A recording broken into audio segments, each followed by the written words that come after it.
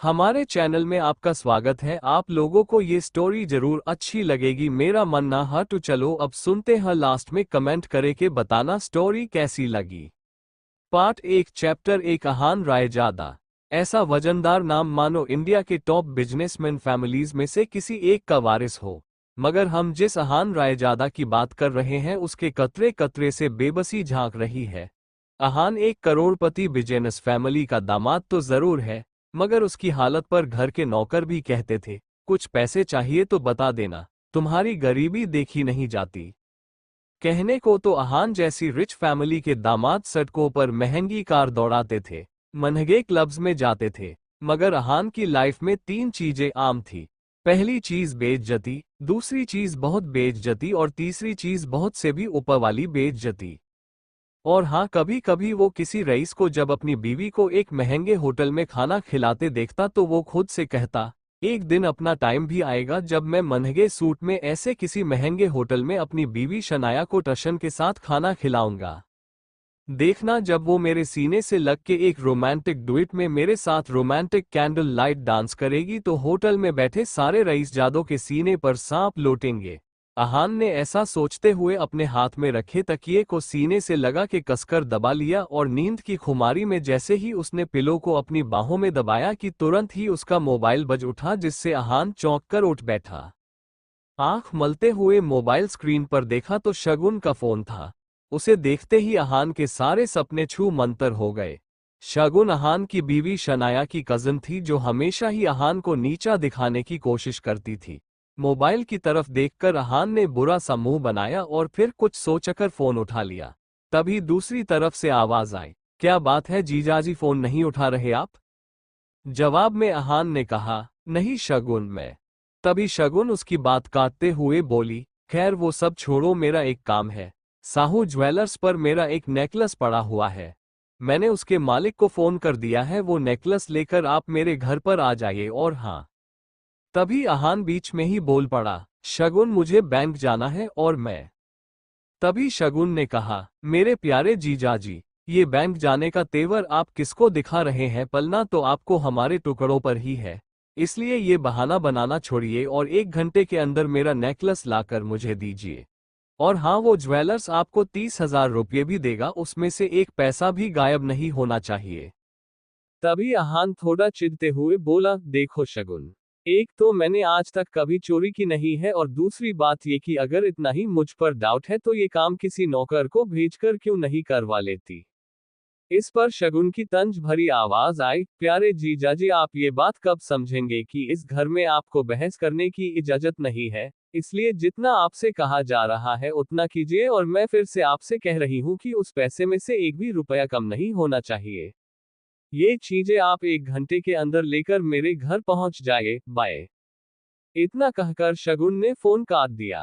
अहान अपने मोबाइल को इस तरह घूरकर देखने लगा जैसे वो दुनिया की सबसे मनहूस चीज हो। जल्द ही अहान फ्रेश होकर बाथरूम से बाहर आया और जल्दबाजी में अपनी अलमारी की तरफ बढ़ा जिसमें सिर्फ 2 जोड़ी पुराने कपड़े रखे हुए थे। उनमें से जो सबसे साफ कपड़ा था अहान ने उसे पहनने के लिए चुना। तैयार होकर वो बाहर निकला और जैसे ही सामने देखा तो उसकी सास यामिनी गिल अपनी कुछ सहेलियों के साथ रमी पार्टी में व्यस्त थी। तभी यामिनी जी की एक सहेली ने अपनी सैंडल की तरफ देखकर कहा, देखो न यामिनी, आज तुम्हारे यहाँ आते वक्त मेरी सैंडल का स्ट्रिप टूट गया, अब मैं वापस घर कैसे जाऊंगी? इस पर यामिनी जी ने मुस्कुराते हुए कहा, तो इसमें टेंशन लेने की क्या बात है, तू पार्टी एंजॉय कर, मैं किसी सर्वेंट से बोलकर सही करवा देती हूँ।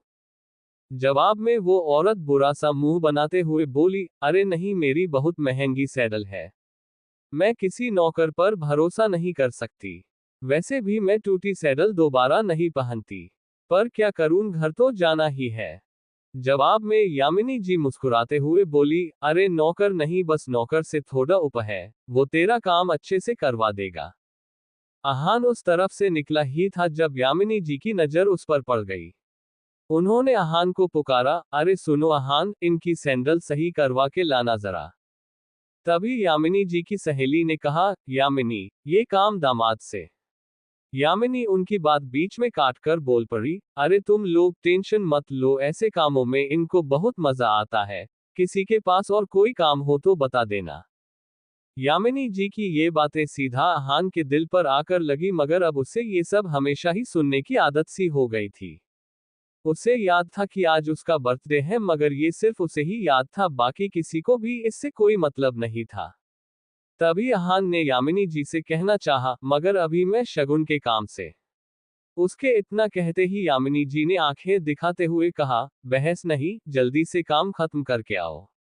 और अब यामिनी जी की सहेली ने अहान को उसकी टूटी हुई सैंडल की स्ट्रिप दिखाकर कहा, बस ये वाली सही करवा के लाना। कहते हुए उसने अहान का हाथ उठाकर सैंडल उसके हाथों में पकड़ा दी। अहान सर झुकाए उस सैंडल की तरफ देखने लगा। न चाहते हुए भी अहान को ये काम करना पड़ रहा था। उसे जाते देख यामिनी की बाकी दो सहेलियों ने भी अपने अपने काम पकड़ा दिए। अहान सबकी बातें सुनता रहा और फिर सामने लगी शनाया की तस्वीर देखकर मन में ही बोला, इतनी बेइज्जती के बाद भी अगर मैं इस घर में टिका हुआ हूं तो सिर्फ इसलिए शनाया, क्योंकि मैं आपको खोना नहीं चाहता। I love you. इतना कहकर अहान बाहर आ गया। वो अपनी बाइक लेकर निकला ही था कि तभी रास्ते में उसके मोबाइल पर उसकी बीवी शनाया का मैसेज आया, अच्छा सुनो, क्या आप आज मेरे ऑफिस आ सकते हैं? ये मैसेज पढ़ते ही अहान के होठों पर एक स्माइल आ गई और उसकी पूरे दिन की टेंशन जैसे गायब ही हो गई। आज पहली बार शनाया ने उसे ऑफिस बुलाया था। एक वही तो थी उसकी जिंदगी में जिसकी मुस्कुराहट देखकर वो खुद को जिंदा रखता था। शनाया का चेहरा देखे बिना अहान को चैन नहीं आता था और उसके बस में होता तो शनाया की हर एक खुशी के लिए खुद को लाखों बार कुर्बान कर देता। मैसेज पढ़ते हुए अहान मुस्कुरा कर बोला, आज पहली बार आपने मुझे ऑफिस बुलाया है शनाया। मुझे पता था मेरा बर्थडे किसी और को याद हो न हो, मगर आपको जरूर याद होगा, इसीलिए आपने मुझे बुलाया है। मैं भी बड़ी बेसब्री से आपके सरप्राइज गिफ्ट का वेट कर रहा हूँ। इतना सोचकर अहान ने बाइक स्टार्ट की और अब गिल कंस्ट्रक्शन के ऑफिस की तरफ निकल पड़ा। रास्ते में अहान को एक फूलों की दुकान दिखी। कुछ सोचकर उसने बाइक रोकी और अपना पर्स निकालकर देखने लगा। उसमें सिर्फ 500 का एक नोट पड़ा हुआ था। उस नोट की तरफ देखते हुए अहान ने कहा, ओह, दो ही जोड़ी कपड़े हैं मेरे पास। बैंक जाने के लिए इन्हीं पैसों से मुझे नए कपड़े लेने थे, पर कोई बात नहीं, शनाया से बका कुछ भी नहीं। और फिर उस पैसे से अहान ने शनाया के लिए फूलों का वो बुके ले लिया। जैसे ही अहान वापस मुड़ा तो उसे शगुन का काम और अपनी सास के दिए हुए काम याद आ गए। उसने एक नज़र घूरकर उस सैडल की तरफ देखा और कहा, माफ करना डियर आंटीज एंड सासू माँ, आपके चरणों को प्रणाम, मगर शनाया से बढ़कर मेरे लिए कुछ भी नहीं, थोड़ा सा सुन ही लेंगे आपसे। इतना कहकर अहान ने वो सैंडल उठाया और पास के झाड़ियों में फेंक दिया। आज वो पहली बार गिल कंस्ट्रक्शन के ऑफिस जा रहा था, जो कंपनी गिल खानदान की थी। ये सोचकर आज वो फूला नहीं समा रहा था कि आज वहां उसका अच्छे से स्वागत होगा।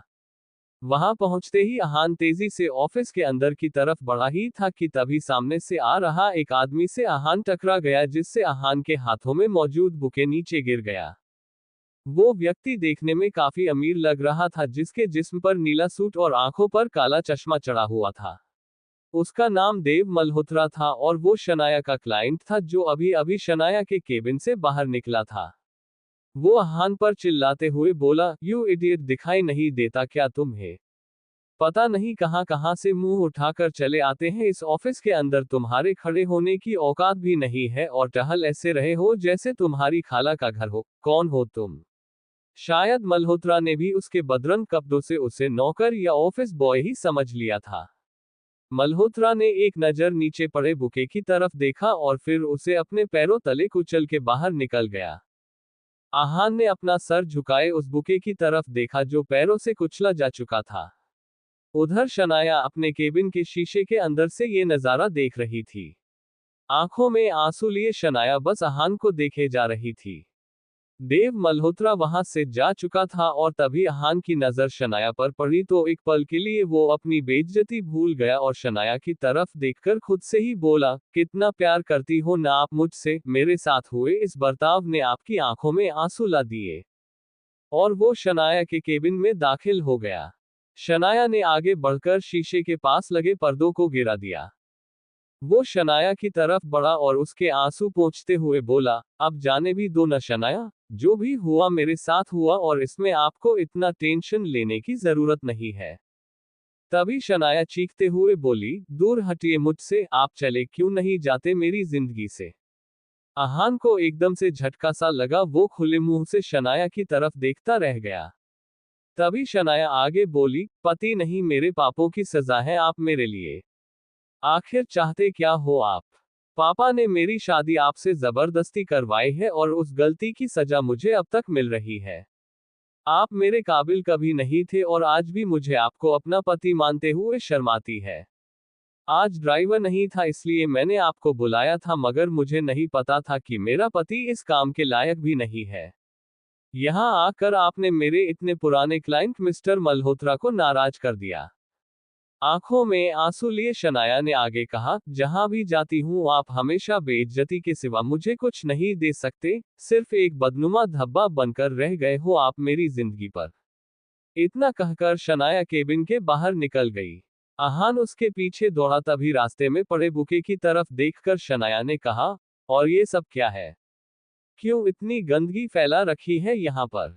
इसे डस्टबिन में डालो। शनाया ने एक नौकर से कहा और उस फूल को अपने पैरों से कुचलते हुए आगे बढ़ गई। मल्होत्रा अपनी कार में बैठा पहले से शनाया का इंतजार कर रहा था। फिर आहान के सामने ही शनाया अपने क्लाइंट मल्होत्रा के कार में बैठी और बिजनेस के सिलसिले में वहां से जा चुकी थी।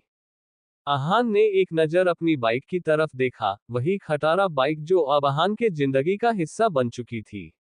आंखों में आंसू लिए आहान खुद से ही बोला, कोई बात नहीं शनाया, मुझे पता है आप गलत नहीं हो, बस मेरे हालात गलत हैं।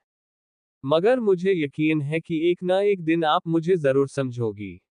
मैं आपको दुनिया की सारी खुशियां लाकर दूंगा, आप सिर्फ मेरी हो और इस बात का एहसास आपको होगा। कहते हुए वो अपनी बाइक पर जा बैठा। तभी आहान के सामने एक बड़ी और महंगी लक्जरी काली रंग की कार आकर रुकी, जिसमें से एक अधेड़ उम्र का शख्स बाहर निकला। आहान उसे देखते ही चौंक गया, क्योंकि उसके यहाँ आने की उम्मीद आहान को बिल्कुल नहीं थी। वो आदमी आहान के सामने आकर बोला, यंग मास्टर, एशिया की सबसे अमीर कंपनी और रायजादा ग्रुप के अरबों रुपये का बिजनेस एम्पायर आपका इंतजार कर रहा है। वक्त आ गया है कि आप अपना बिजनेस संभालें। चैप्टर 2। कहाँ है शनाया? अपने सामने खड़े आदमी को देखकर आहान गुस्से में नजर आने लगा और उसने पूछा, मिस्टर विक्रम आप यहाँ क्या कर रहे हैं? आंखों पर गोल्डन चश्मा लगाए और दिखने में बेहद ही अमीर नजर आने वाले उस शख्स ने आहान की तरफ देखकर कहा, मैं तुम्हें लेने आया हूँ यंग मास्टर, अब आपसे ज्यादा बहस तो नहीं कर सकता क्योंकि मैं भी आपके पापा का बस नौकर ही हूँ। लेकिन उन्होंने जो कहा है वो काम तो पूरा करना ही होगा। जवाब में आहान खींचते हुए बोला, सीधा पॉइंट पर आइए, पहेलियां बुझाना मुझे पसंद नहीं। इस पर विक्रम मुस्कुराते हुए बोला, अच्छी बात है। तो मैं आपसे ये कहने आया था कि आपके पिताजी आदित्य राय ज्यादा चाहते हैं कि आप उनके बिजनेस को आकर संभाल लें, वे आपको एशिया के इस सबसे बड़े बिजनेस अंपायर को सौंपना चाहते हैं। विक्रम की बात सुनकर आहान गुस्से से बोला, और आपने सोच लिया कि मैं उनकी बात मान जाऊंगा? मैं तो उनका नाजायज बेटा हूं ना, फिर वो ये सब मुझे क्यों देना चाहते हैं? और फिर जब मेरी माँ बीमार थी और मैं उनसे मदद मांगने गया था, तब तो ये इंसान मीटिंग में बिजी था। उन्हीं की वजह से आज मेरी माँ इस दुनिया में नहीं है और इसके लिए मैं उन्हें कभी माफ नहीं करूंगा। आप यहाँ से चले जाइए मिस्टर विक्रम। आहान की इस बात पर विक्रम ने एक लंबी सांस ली और फिर कहा, यंग मास्टर आप भी जानते हैं कि आपके पिता कितने जिद्दी है, वे आपको अपने पास लाने के लिए किसी भी हद तक जा सकते हैं। गिल खानदान उनके सामने कोई औकात नहीं रखता, वे जिसे भी चाहे पल भर में मिट्टी में मिला सकते हैं, लेकिन हाँ आपके साथ जो कुछ भी हुआ उन बातों को आप भूल जाइए, क्योंकि अब मिस्टर रायजादा आपको वो सब कुछ देने को तैयार हैं जिसके आप हकदार हैं। आहान ने जैसे अपना आखिरी फैसला सुनाते हुए कहा, आप यहाँ से चले जाइए विक्रम और उन्हें बता दीजिए कि मुझे उनके दौलत में कोई इंटरेस्ट नहीं है। उनकी सारी दौलत मिलकर भी मेरी माँ को वापस नहीं ला सकती, और हाँ गलती से भी किसी को ये बात पता नहीं चलनी चाहिए कि मैं रायजादा खानदान से हूँ और रायजादा ग्रुप के मालिक आदित्य रायजादा का बेटा हूँ। इतना कहकर आहान ने अपनी बाइक स्टार्ट की और वहां से निकल गया। विक्रम उसे जाता हुआ देखता रहा और फिर अपना मोबाइल निकालकर आदित्य रायजादा का नंबर डायल किया। दूसरी तरफ से आवाज आने पर विक्रम बोला, आहान ने आपकी बात मानने से मना कर दिया है। दूसरी तरफ से कहा गया, मुझे वो किसी भी हालत में चाहिए। इसके लिए जो भी रास्ता अपनाना पड़े तुम अपनाओ, लेकिन आहान मुझे हर हाल में चाहिए। इतना कहकर फोन काट दिया गया। कुछ सोचकर विक्रम के होठों पर एक मुस्कान आ गई और वो बोला, यंग मास्टर आपको आना ही होगा। इधर आहान कुछ ही देर में अब अपने घर पहुंच चुका था। सामने लगी घड़ी में देखा तो शाम के 7 बज चुके थे। अपने आसपास देखते हुए उसने कहा, शनाया की माँ तो अपने घर वापस जा चुकी हैं, लेकिन शनाया का पता नहीं कि वो कब आएगी। तभी अचानक ही आहान का मोबाइल बज उठा। जब उसने स्क्रीन पर देखा तो यामिनी जी का फोन था। फोन उठाते ही दूसरी तरफ से आवाज आई, कहाँ रह गए थे तुम? तुम्हें पता है कि तुम्हारी वजह से मेरी सहेलियों के सामने कितनी बेइज्जती हुई, और ऊपर से तुम्हारा फोन भी नहीं लग रहा था, फिर मुझे वापस अपने घर आना पड़ा। कहाँ थे इतनी देर तक? जवाब में आहान ने थोड़ा लखाती जुबान में कहा, माँ जी वो मैं शनाया को लेने चला गया था, उसका फोन। तभी यामिनी जी कहा, फोन दो उससे, उसका फोन भी नहीं लग रहा। इस पर आहान ने कहा, मगर शनाया मेरे साथ यहाँ नहीं आई। पर अभी तो तुमने कहा कि तुम उसे लेने गए थे, यामिनी जी ने पूछा। इस पर आहान ने कहा, हाँ मगर वो अपने किसी क्लाइंट के साथ। आहान का इतना ही कहना था कि तभी यामिनी जी उस पर चिल्लाते हुए बोली, रात होने को आई है और तुम कह रहे हो कि शनाया अपने किसी क्लाइंट के साथ है। जरूर तुम्ही ने कुछ गड़बड़ की होगी, इसलिए वो तुम्हारे साथ नहीं आई। अरे एक अच्छे दामाद तो तुम बन न सके, अब कम से कम अच्छे पति तो बन जाते। ढूंढो उसे जाकर, कहाँ है वो, और मुझे 1 घंटे के अंदर शनाया घर में चाहिए। इतना कहकर यामिनी जी ने फोन काट दिया। आहान ने शनाया का नंबर डायल किया तो वो नहीं लग रहा था। अब सच में उसे शनाया की फिक्र होने लगी। वो लगातार शनाया को फोन लगाता रहा मगर उसका फोन नहीं लगा। अब परेशान होकर आहान बाहर निकला और अपनी बाइक स्टॉर्ट करके देव मल्होत्रा के नाइट क्लब की तरफ निकल पड़ा। आहान के बारे में भले ही मल्होत्रा को नहीं पता था, मगर आहान देव मल्होत्रा के बारे में कई बार शनाया के मुंह से सुन चुका था कि मल्होत्रा उसका पुराना क्लाइंट है और उसका एक नाइट क्लब भी है। आहान ने क्लब के सामने ले जाकर अपनी बाइक रोक दी और फिर अंदर दाखिल हो गया। अंदर बेहद ही शोर शराबा था और लोग शराब पीकर नाच रहे थे। आहान ने चारों तरफ नजरें दौड़ाई मगर शनाया उसे कहीं भी नजर नहीं आई। कुछ सोचते हुए आहान क्लब के मैनेजर की तरफ बढ़ा ही था कि तभी बगल के एक कमरे से उसे शनाया के चिल्लाने की आवाज सुनाई दी। आहान ने एक झटके से दरवाजा खोला तो उसका मुंह खुला का खुला रह गया। कमरे के अंदर शनाया नशे में थी और देव मल्होत्रा उसके साथ जबरदस्ती करने की कोशिश कर रहा था। आहान को वहां देखते ही देव उस पर चिल्लाया, तुम यहाँ, तुम्हारी हिम्मत कैसे हुई यहाँ आने की? आहान की आंखें गुस्से से लाल हो चुकी थी। वो मल्होत्रा की तरफ बढ़ा और उसके गाल पर एक जोरदार थप्पड़ जड़ दिया। पकड़े जाने के डर से देव मल्होत्रा के हाथ पांव कांपने लगे थे। इधर शनाया अब बेहोश हो चुकी थी और फिर आहान शनाया को उठाते हुए अपने दांत पीसते हुए बोला, मिस्टर देव मल्होत्रा, मैं शनाया का पति हूँ। जी तो करता है कि मैं यहीं पर तुम्हें जान से मार दूं, मगर मेरी बीवी के कारण मेरे हाथ बंधे हुए हैं। इसे तुम्हारे ऊपर बहुत विश्वास था, अब तुम्हारा क्या करना है इसका फैसला शनाया ही करेगी। इतना कहकर आहान ने शनाया को अपनी गोद में उठाया और वहां से निकल गया। मल्होत्रा अभी भी अपने गाल पर हाथ रखे उसे जाता हुआ देख रहा था। घर पहुंचकर आहान ने शनाया को अपनी गोद में उठाकर अपने बेड के करीब ले गया और फिर उस पर सुला दिया। शनाया सारी दुनिया से बेखबर इस वक्त नींद के आगोश में थी और इस वक्त उसका मासूम सा चेहरा देखकर आहान को और भी ज्यादा प्यार आ रहा था। आहान ने शनाया का चेहरा देखते हुए कहा, मुझे पता है कि हमारा एक साथ सोना आपको पसंद नहीं, पर आज की रात आपको इसी कमरे में सोना पड़ेगा क्योंकि आप ऐसी हालत में नहीं हो जो मैं आपको अकेला छोड़ दूं। कहते हुए आहान शनाया के करीब गया और उसके सर पर हाथ फिराने लगा। शनाया का चेहरा देखकर उसका मन हो रहा था कि आज वो इस चेहरे को चूम ले, मगर फिलहाल उसके अंदर इतनी हिम्मत नहीं थी। अहान ने एक लंबी सांस ली और शनाया को ब्लैंकेट से कवर करने के बाद खुद एक पिलो उठाकर बगल में पड़े सोफे पर जाकर सो गया। सुबह अहान जल्दी ही उठ गया और बाथरूम से बाहर निकलकर अपने कपड़े पहन ही रहा था जब शनाया की आंख खुली। शनाया खुद को अहान के बेड पर देखते ही उस पर चिल्ला पड़ी, आपकी हिम्मत कैसे हुई मुझे अपने साथ सुलाने की? कैसे आई मैं यहाँ? अहान शनाया की तरफ हैरानी से देखने लगा। उसने तो उम्मीद की थी कि आज शनाया उसे थैंक्स बोलेगी क्योंकि अहान ने उसे बचाया था, मगर ये तो उल्टा अहान पर ही बरस ही रही थी। तभी शनाया ने फिर से कहा, आपको पता है न कि मेरा कमरा अलग है, फिर अपने बेड पर मुझे सुलाने की आपकी हिम्मत कैसे हुई? क्यों किया आपने ऐसा? इस पर अहान ने कहा, शनाया आप रात को नशे में थी और मैं आपको मल्होत्रा से बचाकर यहाँ लाया था। आपकी हालत देखकर मैंने आपको अकेला छोड़ना सही नहीं समझा, बस इसलिए। अब शनाया को बीती रात की सारी घटना याद आ गई जब देव मल्होत्रा ने उसके ड्रिंक में कोई दवा मिला थी और फिर उसका फायदा उठाना चाहा था। जब अहान वहां आया तो यहाँ तक शनाया को सब याद था। उसी के बाद शनाया बेहोश हो गई थी और अब शनाया एकदम से चुप हो गई। उसे खुद पर गुस्सा आ रहा था, मगर फिर उसने बात को घुमाते हुए कहा, मुझे याद है कि कल मेरे साथ क्या हुआ था और अगर आप ये समझते हो कि उसका फायदा उठाकर अब आप मेरे करीब आ सकते हैं तो इसे अपने दिमाग से निकाल दीजिए। शनाया ने इस बात को इस तरह से कहा था कि अहान को हंसी आ गई। वो नजरें घुमाकर अपने कपड़े पहनने में व्यस्त हो गया। तभी शनाया अपनी जगह से उठी और आगे बढ़कर टेबल पर अपना लैपटॉप उठाकर बोली, आपके चक्कर में तो मुझे याद ही नहीं रहा कि कुछ जरूरी काम भी करना था। इस मल्होत्रा का अब तो कुछ करना पड़ेगा, मुझे नहीं पता था वो इतना घटिया इंसान होगा। कहते हुए शनाया ने अपना लैपटॉप खोला और ईमेल चेक करने लगी। तभी उसे सामने जो दिखा उससे शनाया एकदम से शॉक्ड हो गई। वो हैरानी से ईमेल पढ़ते हुए बोली, ये कैसे हो सकता है?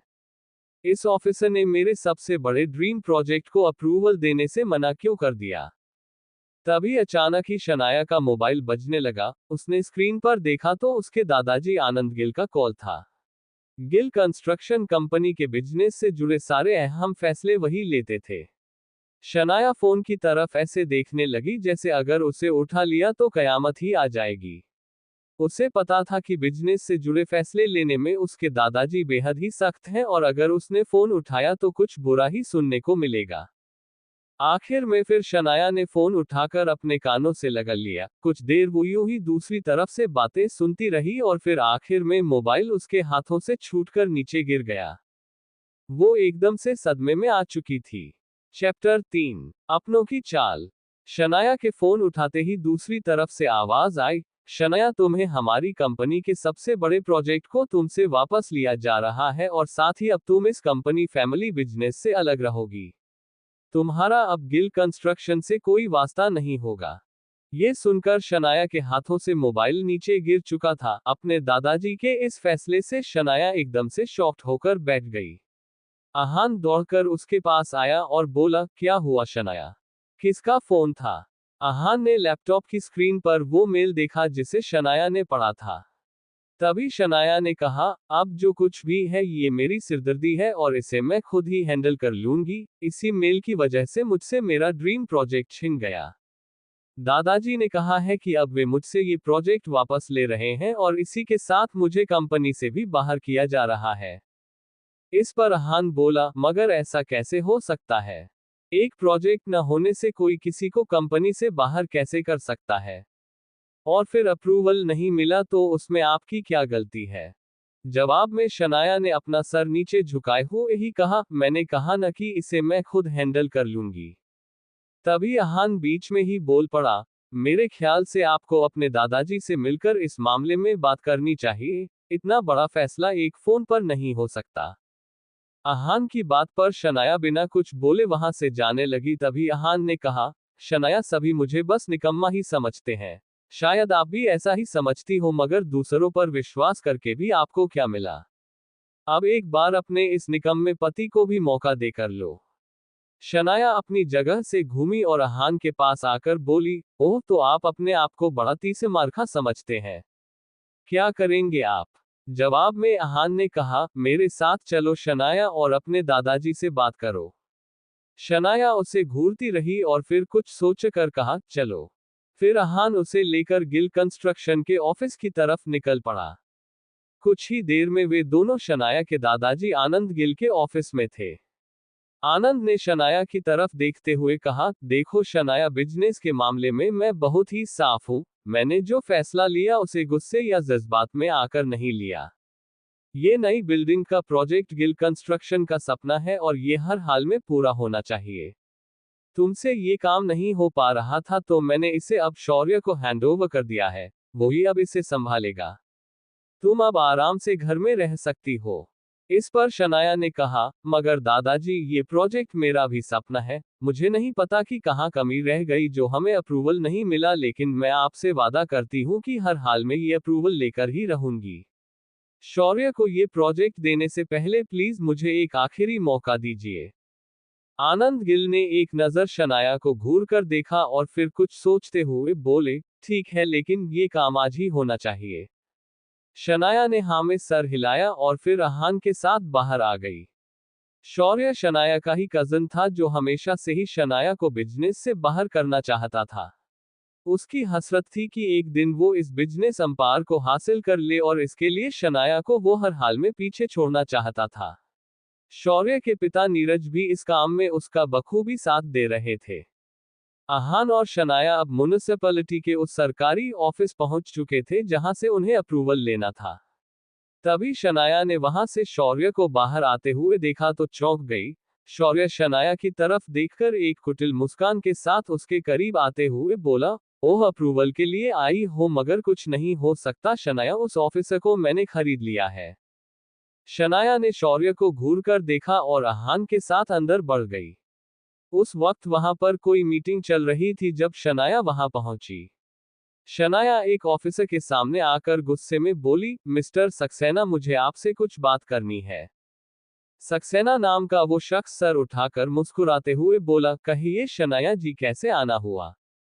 अहान सब कुछ अपने सामने होते हुए देख रहा था। इधर शनाया ने सक्सेना से कहा, शहर में बन रही गिल कंस्ट्रक्शन के बिल्डिंग के लिए जो भी जरूरी डॉक्यूमेंट्स हैं वो सारे कंप्लीट हैं। हर जगह सभी नियमों का पालन किया गया है, लेकिन बावजूद इसके हमें अप्रूवल नहीं मिला। क्या मैं जान सकती हूँ ऐसा आपने क्यों किया। तभी शनाया के पीछे से किसी औरत की आवाज आई, मैंने ही ऐसा करने को मना किया था। अहान और शनाया ने पलटकर उस औरत की तरफ देखा तो शनाया एकदम से चौंक पड़ी। अचानक ही शनाया के मुंह से निकला, कामिनी, तुम यहाँ। जवाब में कामिनी मुस्कुराते हुए उसके पास आई और बोली, हाँ, मैं यहाँ यहीं तो काम करती हूँ मैं, और ये जिस सक्सेना से तुम बात कर रही हो ये मेरा पति है शनाया। शनाया एकदम से भौचक्की होकर कामिनी की तरफ देखने लगी। तभी कामिनी ने कहा, जब मैंने देखा कि तुम्हें हमारा अप्रूवल चाहिए तो मैंने ही इन्हें ऐसा करने से मना कर दिया था। आज मेरा पति ऐसी जगह पर है जहां पर वो तुम्हारा काम बना भी सकता है और बिगाड़ भी सकता है। वैसे भी तुम तो बहुत पैसे वाली हो, न तो करवा लो अपना काम जिससे भी करवा सको।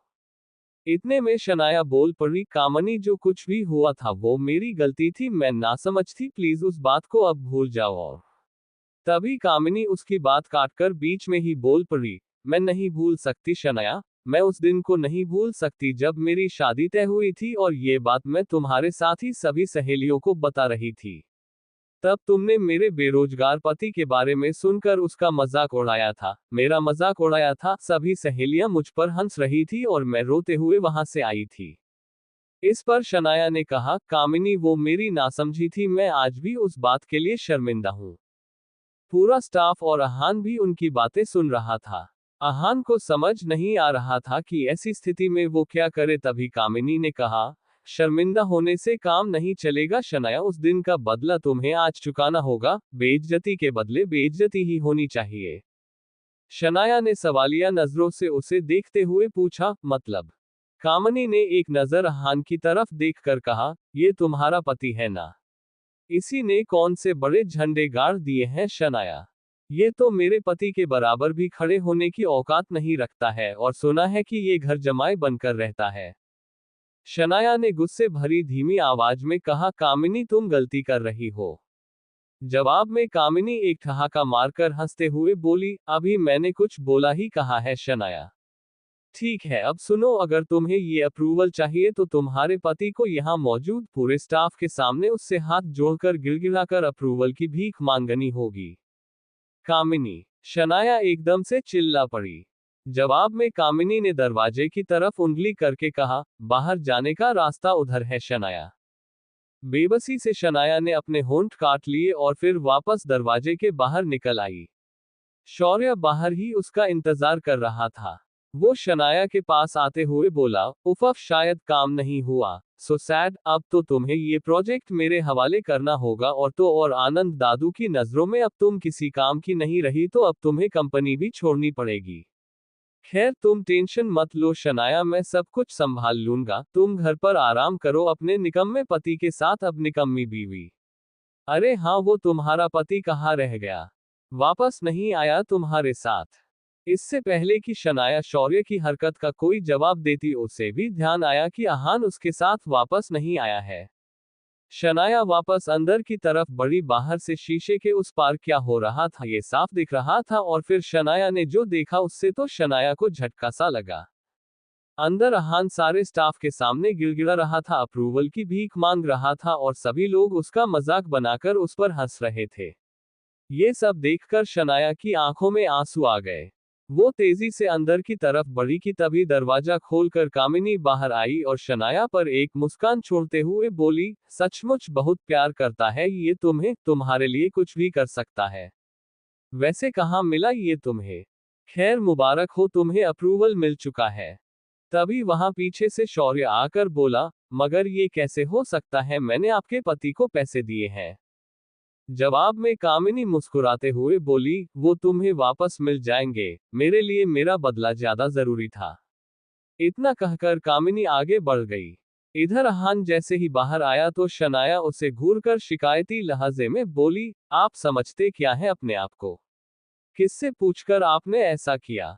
आपको क्या लगता है कि आपकी बेइज्जती करवा के मैं ये प्रोजेक्ट हासिल करूंगी? क्या मैं इतनी कमजोर हो चुकी हूँ? आहान अपना सर झुकाए सुनता रहा, फिर शनाया रुंधे हुए गले से बोली, चलो अब यहां से। इतना कहकर शनाया आगे बढ़ गई। शौर्य आहान को कच्चा चबा जाने वाली नजरों से देखते हुए बोला, तुझे क्या लगता है कि तेरे ऐसा करने से शनाया को सब कुछ वापस मिल जाएगा? मैं उसे कहीं का नहीं छोड़ूंगा। जवाब में आहान ने अपना चेहरा उठाया और शौर्य को घूरते हुए बोला, मेरे रहते हुए तू तो क्या कोई भी माई का लाल शनाया का बाल भी बाका नहीं कर सकता। इस पर शौर्य ने कहा, ओह, लेकिन कब तक तू शनाया का साथ देगा? देखना, मैं तुम दोनों का रिश्ता ही खत्म कर दूंगा। आहान एक फीकी मुस्कान के साथ बोला, कोशिश करके देख ले, जल जाएगा। इतना कहकर आहान आगे बढ़ गया। जल्द ही आहान शनाया को लेकर अब वापस घर आ चुका था। अभी वे घर पहुंचे ही थे कि तभी शनाया के मोबाइल पर दादा आनंद का कॉल आया। बेटा शनाया, तुम्हारी कामयाबी की खुशी में हमने आज हमारे पुराने घर पर पार्टी रखी है, तुम आहान के साथ आ जाना। ये सुनकर शनाया खुशी से बोली, जी दादाजी, थैंक यू, हम आ जाएंगे। कहकर शनाया ने फोन रख दिया। आहान उसे इतना खुश देखकर उसके पास आकर बोला, क्या हुआ? जवाब में शनाया चहकते हुए बोली, दादाजी ने आज अपने पुराने घर पर पार्टी रखी है, हम दोनों को बुलाया है। फिर अचानक ही वो थोड़ा सख्त सा चेहरा बनाते हुए बोली, मेरा मतलब है पार्टी में बुलाया है, मगर इसमें इतना खुश होने वाली बात नहीं है। उन्होंने कहा है कि आप मुझे छोड़ने चलोगे। आहान भी अंदर ही अंदर काफी खुश था, मगर उसने ये अपने चेहरे पर जाहिर नहीं होने दिया। उसने अपनी अलमारी खोली तो देखा वहां नए नए सूट के कई सेट लगे हुए थे। आहान ने हैरानी से शनाया की तरफ देखा तो शनाया ने कहा, इतना हैरान होने की जरूरत नहीं है, मैंने अपने लिए कुछ कपड़े मंगवाए थे जो मुझे पसंद नहीं आए, तो दुकानदार पैसे वापस नहीं कर रहा था, इसलिए आपके लिए कुछ मंगवा लिया, चलते समय इन्हें पहन लेना। इतना कहकर शनाया दूसरे कमरे में चली गई। तभी शनाया के मोबाइल पर शगुन का कॉल आने लगा, जिसे शनाया ने उठा लिया। दूसरी तरफ से शगुन की आवाज आई, शनाया, ये शॉपकीपर कह रहा था कि तूने आहान के लिए स्पेशल ऑर्डर देकर सूट बनवाया है, ये क्या चल रहा है? जवाब में शनाया ने कहा, मैं आहान के लिए कुछ करूं तो इसमें गलत क्या है? फोन रखो, बाद में बात करेंगे। ये कहकर शनाया ने फोन रख दिया। शाम हो चुकी थी और सभी बड़े लोग पार्टी में आ चुके थे। आहान और शनाया को देखकर शौर्य और शगुन के मन में कुछ और ही चल रहा था। शगुन ने शौर्य के पास आकर कहा, मैंने एक काम दिया था आहान को, वो भी नहीं किया इसने, आजकल बहुत ज्यादा सर पर चढ़ा जा रहा है। जवाब में शौर्य हाथ में मौजूद ड्रिंक का एक सिप लेते हुए बोला, इसके लिए मैंने कुछ सोचा है, कुछ ऐसा जिससे ये जोड़ी जितनी ज्यादा खूबसूरत दिख रही है लोग इन पर उतना ही थूकेंगे। बस एक प्लान है जिसमें तुम्हें मेरा साथ देना होगा। शगुन ने सवालिया नजरों से शौर्य की तरफ देखा। चैप्टर 4 आहान का हंगामा। शौर्य की बात सुनकर शगुन उसका चेहरा देखती रह गई। तभी शौर्य ने कहा, इस पार्टी में कुछ तो ऐसा होना चाहिए जिससे शनाया और आहान दोनों की बेइज्जती हो, और इसमें गलती भी आहान की ही होनी चाहिए। इस पर शगुन ने पार्टी में चारों तरफ नजरें दौड़ाते हुए कहा, लेकिन कैसे होगा ये। तभी शौर्य की नजर शनाया पर पड़ी, जो अब आहान से थोड़ा दूर होकर एक तरफ चली गई थी, और फिर शगुन के पति गौरव ने जब शनाया को वहां अकेला देखा तो उसी तरफ बढ़ गया। गौरव हमेशा से ही शनाया को पसंद करता था, मगर फिर उसकी शादी शगुन के साथ हो गई। बावजूद इसके गौरव अभी भी कोई मौका नहीं छोड़ता था, इसलिए अब भी वो उस पर ट्राई करता रहता था। हाँ, ये बात अलग थी कि शनाया गौरव को जरा भी भाव नहीं देती थी। तभी शगुन ने आहान की तरफ देखकर शौर्य से कहा, आज इस गरीब फटीचे के ऊपर इतना महंगा सूट मुझे सही नहीं लग रहा, ये शनाया कुछ ज्यादा ही भाव देने लगी है इसे। इस पर शौर्य ने कहा, कुछ ज्यादा ही उछल रहा है ये तो, फिर देखो अब मैं अब क्या करता हूँ। कहते हुए अपने हाथ में शराब का ग्लास लिए शौर्य आहान की तरफ बढ़ गया। उसने दूर से ही थोड़ा ऊंचे आवाज में कहा, अरे आहान, आज ये सूट कहाँ से मारा। ओह, लगता है अब ये निकम्मा पति अपनी बीवी के पैसों पर पलने लगा है, वरना तुम्हारी औकात कहाँ जो इतने महंगे सूट की तरफ देख भी सको। वहां मौजूद आसपास खड़े कई लोग आहान की तरफ देखकर हंसने लगे। तभी वहां पर शगुन भी अपने हाथ में शराब का ग्लास लिए आई और बोली, अरे जीजाजी, ये शौर्य कुछ भी बोलता है, आप इसकी बातों का बिल्कुल भी बुरा मत मानना। हमारे जीजाजी घर जमाए हैं तो क्या हुआ, आखिर हर घर जमाए अपने ससुराल के टुकड़ों पर पलता है, और फिर अगर आप अपने बीवी के खर्चे पर पल रहे हैं तो इसमें गलत क्या है। शगुन की बात पर शौर्य एक ठहाका मारकर हंस पड़ा और फिर आगे बोला, अच्छा ठीक है, सॉरी सॉरी, लेकिन शगुन, क्या तुम्हें लगता है कि शनाया इनसे प्यार करती है। जवाब में शगुन ने मुस्कुराते हुए कहा, क्यों, तुम्हें ऐसा क्यों नहीं लगता। इस पर शौर्य ने कहा, वो देखो, अपने पति को अकेला छोड़कर वहां कोने में शनाया किसी और के साथ है। शगुन और आहान ने उस तरफ देखा जहां शनाया गौरव के साथ बात कर रही थी। शगुन ने कुछ सोचते हुए कहा, हाँ ये तो है, शनाया को कम से कम यहाँ तो आहान को अकेला नहीं छोड़ना चाहिए था। फिर शगुन ने आहान की तरफ देखकर कहा, अरे छोड़िए भी जीजाजी इन सब बातों को, आइए हम लोग साथ में एंजॉय करते हैं। कहते हुए शगुन ने शराब का ग्लास आहान की तरफ बढ़ा दिया। तभी आहान ने मना करते हुए कहा, नहीं शगुन, मैं शराब नहीं पीता। इस पर शौर्य ने अपना ग्लास आहान के होठों से लगाते हुए कहा, ओ कम ऑन आहान, इतने बड़े पार्टी में शर्म मत कीजिए, ये हमारी इज्जत का सवाल है।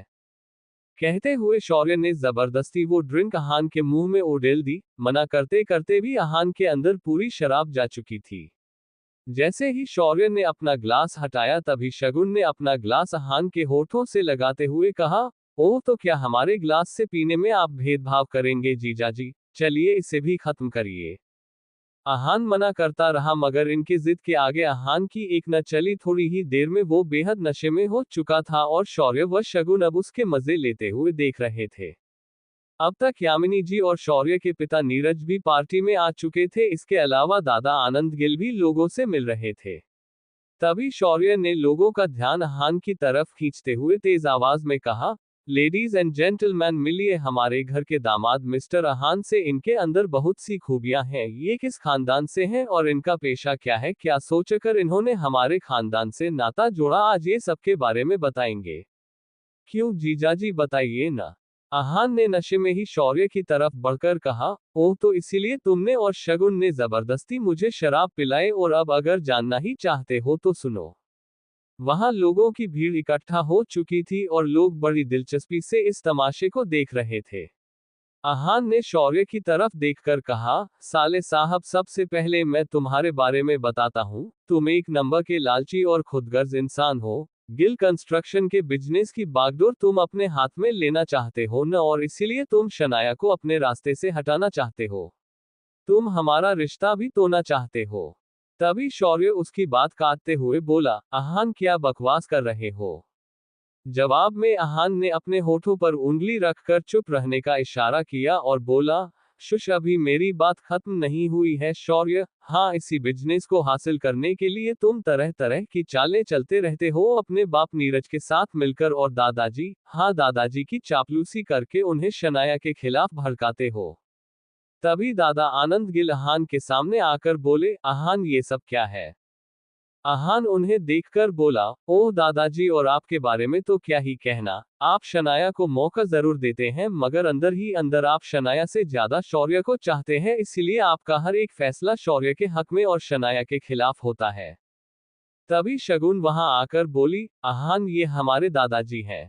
इस पर अहान बोला, और हाँ शगुन, मुझे पता है कि शनाया के खिलाफ अब तुम और शौर्य एक हो चुके हो, तुम भी आखिर शौर्य के चाचा की ही लड़की हो न, अंदर ही अंदर तुम दोनों एक दूसरे के खिलाफ चाहे जितना सोचो, मगर जब बात शनाया की आती है तो तुम दोनों एक हो जाते हो, इसीलिए तो तुम दोनों ने मुझे बेइज्जत करने के लिए शराब पिलाई।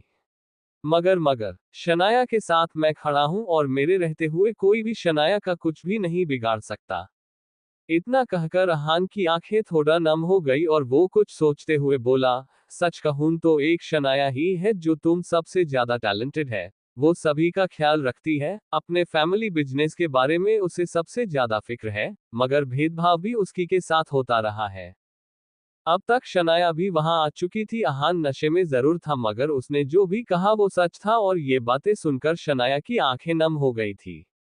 तभी शौर्य अहान के करीब आया और उसका हाथ पकड़कर बोला, बहुत बेइज्जती करवा चुके आप हम लोगों की, अब बेहतर यही है कि जल्दी से यहाँ से निकलिए।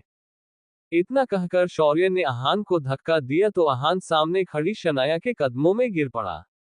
ये देखकर शौर्य हंसते हुए बोला, तू कल भी शनाया पैरों के जूती के बराबर था और आज भी तेरा यही हाल है। अहान ने सर उठाकर ऊपर देखा तो सामने शनाया खड़ी हुई थी। शनाया ने झुककर अहान को सहारा देते हुए उठाया। अहान अभी भी नशे में बड़बड़ा रहा था, मगर शनाया ने उसे संभाला हुआ था।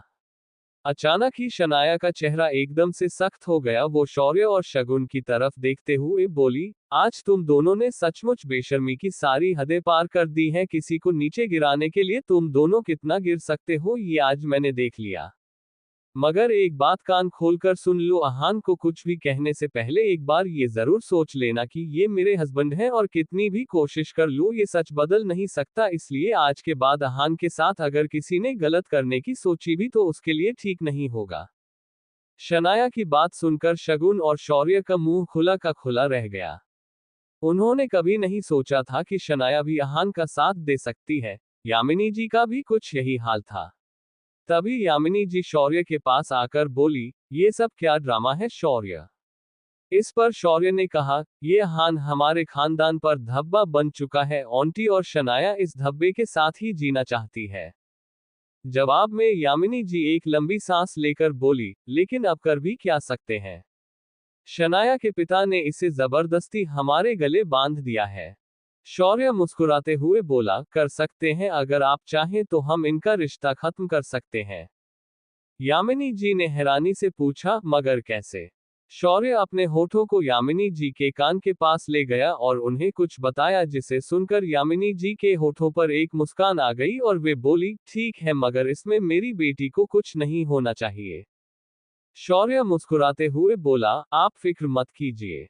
इधर शनाया अब किसी तरह हान को पार्टी से लेकर बाहर आ गई थी। बाहर आकर उसे अपनी कार में बिठाया और वहां से घर निकल गई।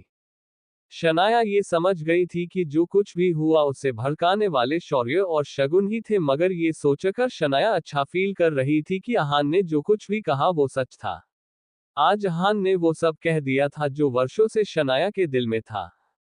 अहान को ले जाकर शनाया ने उसके बेड पर लिटाया तो अहान अभी भी उसे पकड़े हुए था, और उस समय शनाया अहान के सीने पर ही गिर पड़ी, मगर अहान उसके गले में हाथ डाले हुए था। वो शनाया को जैसे छोड़ना ही नहीं चाहता था। नशे में ही अहान के मुंह से आवाज निकली, शनाया मैं आपसे बहुत प्यार करता हूँ। Shanaya I love you, sorry आज जो भी हुआ मगर उसमें मेरी गलती नहीं थी। ये सब हमें अलग करना चाहते हैं पर मैं ऐसा नहीं होने दूंगा, मैं हर हाल में आपके साथ रहूंगा, आपको कभी अकेला नहीं छोड़ूंगा। ये सुनकर शनाया के होठों पर एक मुस्कान आ गई, उसने ब्लैंकेट से अहान को कवर किया और फिर अपने कमरे में चली गई। रात भर शनाया अहान के बारे में सोचती रही, उसे नींद ही नहीं आ रही थी। करवट बदलते हुए सुबह हो चुकी थी जब शनाया की आंख लगी। अहान जल्द ही उठ गया था, उसे सब कुछ याद था कि रात की पार्टी में क्या हुआ। अहान ये सोचकर घबरा रहा था कि वो शनाया को कैसे फेस करेगा। किचन से आ रही कुछ आवाज को सुनकर शनाया की नींद खुली। जैसे ही वो उठी तो सामने अहान 2 कप कॉफी लिए खड़ा था। उसने शनाया से कहा, गुड मॉर्निंग, सॉरी कल पार्टी में जो हुआ उसके लिए बहुत शर्मिंदा हूँ, मेरे कारण कल फिर आपको प्रॉब्लम हुई। शनाया ने घूरकर अहान को देखा और फिर एक लंबी सांस लेकर बाथरूम की तरफ बढ़ गई। अहान ने आवाज देकर कहा, कल के लिए सॉरी, कॉफी तो ले लो। जवाब में शनाया ने कहा, मुझे फ्रेश होना है, वापस आकर पी लूंगी। इतना कहकर शनाया बाथरूम की तरफ बढ़ गई। अहान फिर से किचन की तरफ बढ़ गया, तभी शनाया कुछ लेने के लिए किचन में वापस आई तो उसने देखा कि अहान आटा गूंथने की कोशिश कर रहा है। अहान के नाक पर खुजली हो रही थी तो उसने शनाया से कहा, मेरी नाक पर खुजली। शनाया ने घूरकर उसे देखा तो अहान चुप हो गया और खुद के हाथों से ही नाक पर हाथ फेरा, ऐसा करने से उसके पूरे चेहरे पर आटा लग गया। शनाया आगे बढ़कर पानी ले रही थी जब उसने अहान के चेहरे की तरफ देखा, उसे देखते ही शनाया के मुंह से हंसी निकल गई मगर उसने कुछ भी जाहिर नहीं होने दिया। अपनी हंसी काबू में किए वो बाथरूम में घुस गई और वहां खिलखिलाकर हंस पड़ी। उसकी हंसी की आवाज अहान ने भी सुनी और उसके चेहरे पर मुस्कान आ गई। तभी अहान का मोबाइल बजा और उसने अपने हाथ धोकर मोबाइल पर देखा तो विक्रम का फोन था। अहान ने फोन उठाकर कहा, अब आपने क्यों फोन किया है? दूसरी तरफ से आवाज आई, अपने फैसले के बारे में आपने क्या सोचा है यंग मास्टर, या फिर हमें ही कुछ करना होगा? अहान कुछ देर खामोश रहकर बोला, मैं आपसे पहले भी कह चुका हूं कि मेरा पीछा छोड़ दीजिए और आगे से मुझे फोन मत करिएगा। मैं नहीं चाहता कि किसी को भी ये पता चले कि मैं एक अमीरजादा हूं, ये बात सीक्रेट ही रहनी चाहिए। इतना कहकर अहान ने फोन काट दिया और उसे एक साइड में रख दिया, फिर वो शनाया के लिए नाश्ता तैयार करने लगा। कुछ देर बाद शनाया वापस आई और कपड़े निकालने के लिए अपने वार्डरोब की तरफ बढ़ गई और फिर जैसे ही उसने अलमारी खोली तो सामने देखते ही हैरान रह गई। शनाया किचन में आकर गुस्से से अहान को देखने लगी। चैप्टर 5, अनचाहा एक्सीडेंट। शनाया अहान को खड़ी घूरे जा रही थी और जब अहान ने उसे इस तरह से देखा तो लड़खड़ाती जुबान में पूछा, क्या हुआ शनाया? जवाब में शनाया ने उसके सामने एक कागज रख दिया जो उसे अलमारी से मिला था। उसे अहान ने ही रखा था जिस पर सॉरी लिखा हुआ था। अहान ने उस तरफ देखते हुए कहा, हाँ वो कल जो हुआ। तभी शनाया ने रूखे स्वर में कहा, इट्स ऑफ, मुझे ऑफिस जाना है, इसलिए अब बार बार एक ही बात बोलना बंद करो। जवाब में अहान ने हाँ में सर हिलाया। किचन से निकलने के बाद अहान भी जल्दी रेडी हो गया क्योंकि उसे भी अपने बैंक जाना था। दोनों ने साथ में नाश्ता किया और फिर नीचे आ गए। तभी अहान ने शनाया की तरफ उसका सनग्लास बढ़ाते हुए कहा, ये आप शायद ऊपर ही भूल गई थी, लगा लीजिए वरना आपका सिरदर्द शुरू हो जाएगा। शनाया ने अपने चेहरे पर बिना कोई एक्सप्रेशन लाए उसे ले लिया और अपनी कार में बैठ गई। इधर अहान ने बाइक स्टार्ट की, दोनों अपने मंजिल की तरफ निकल पड़े। तभी शनाया ने पीछे से हॉर्न बजाया तो अहान ने पलट कर देखा। शनाया ने कार वापस उसकी जगह लगाई और अहान के पास आकर बोली, क्यों ना मैं इस बाइक से ही चलूं, ट्रैफिक में आसानी होगी। अहान ने जल्दी से सीट साफ कर दी और सामने देखकर मुस्कुराने लगा। बाइक पर बैठकर शनाया ने अहान के कंधे पर हाथ रखा तो अहान को एक अलग ही एहसास हुआ। शनाया का भी कुछ यही हाल था। आज वे दोनों पहली बार पूरे होश में एक दूसरे के इतने पास थे। अहान ने अपने ऊपर एक जैकेट डाली थी और शनाया ने अपनी जीन्स के ऊपर सफेद रंग का टॉप डाला हुआ था जिसमें वो बहुत ही खूबसूरत लग रही थी। तभी शनाया ने कहा, अब आप चलेंगे या फिर किसी और का इंतजार है? अहान ने एक मुस्कान के साथ गाड़ी आगे बढ़ा दी। जल्द ही वे दोनों गिल कंस्ट्रक्शन के ऑफिस के सामने खड़े थे। शनाया अभी बाइक से नीचे उतरी ही थी कि तभी उसका मोबाइल बजा। शनाया ने देखा कि उसकी मां यामिनी जी का फोन है तो उसने झट से उठा लिया। तभी दूसरी तरफ से आवाज आई, बेटा शनाया, तुम्हारे पापा का एक्सीडेंट हो गया है, जल्दी से हॉस्पिटल पहुंचो। इतना सुनते ही शनाया की हालत खराब हो गई। अहान उसका चेहरा देखकर बोला, क्या हुआ? जवाब में शनाया ने फोन काटकर कहा, तुरंत सिटी हॉस्पिटल चलिए, पापा आज बाहर से वापस आ रहे थे तभी उनका एक्सीडेंट हो गया। शनाया के पिता के एक्सीडेंट की खबर सुनकर अहान की भी हालत खराब हो गई, क्योंकि एक वही तो थे उसकी जिंदगी में जिन्होंने अहान पर हमेशा ही विश्वास किया था, उन्हें अहान बहुत प्यार करता था। जल्दबाजी में ही वे दोनों हॉस्पिटल पहुंचे। शनाया के पिता ICU में जा चुके थे और यामिनी जी वहीं बाहर बैठी आंसू बहा रही थी। उन्होंने शनाया की तरफ देखकर रोते हुए कहा, बेटा शनाया, वो तुम्हारे पापा, उन्हें ICU में रखा गया है। तभी शनाया ने उन्हें चुप कराते हुए कहा, शांत हो जाइए मम्मी, सब ठीक हो जाएगा, मैं पता करती हूँ। अब तक अहान डॉक्टर के पास पहुंचकर उनकी हालत पूछ रहा था। क्या बात है डॉक्टर, कैसी हालत है अब उनकी? इस पर डॉक्टर ने जवाब दिया, जब उन्हें लाया गया तो उनकी हालत बहुत खराब थी, लेकिन अभी उनकी हालत स्थिर है, फिर भी हम उन्हें निगरानी में रख रहे हैं। फिलहाल तो उम्मीद है कि उनकी हालत में सुधार होगा, पर कुछ और होने की आशंका से हम इनकार भी नहीं कर सकते। इतना कहकर वो डॉक्टर वहां से चले गए। अहान, शनाया और यामिनी जी का पूरा दिन कश्मकश में बीत गया। शाम होने को आई थी और अभी भी वे सब हॉस्पिटल में मौजूद थे। शनाया की हालत अहान से देखी नहीं जा रही थी। तभी कुछ सोचते हुए अहान ने शनाया के पास जाकर कहा, अब आप माँ को घर लेकर निकल जाइए शनाया, मैं अंकल की देखभाल के लिए यहाँ हूँ, जैसा भी होगा मैं आपको फोन करता रहूंगा। इस पर शनाया ने कहा, मैं यहाँ से पापा को छोड़कर कैसे जा सकती हूँ, उनकी हालत। तभी अहान बीच में ही शनाया की बात काटकर बोला, देखो शनाया, अंकल के लिए मेरा प्यार आपसे कम नहीं है, उनके मेरे ऊपर जो एहसान है उसका बदला मैं कभी नहीं चुका सकता, वो मेरे लिए भगवान के समान है। इसलिए मैं कहता हूँ कि आप भी खुद के ऊपर ध्यान दीजिए और माँ को लेकर घर जाइए, यहाँ मैं सब कुछ संभाल लूंगा।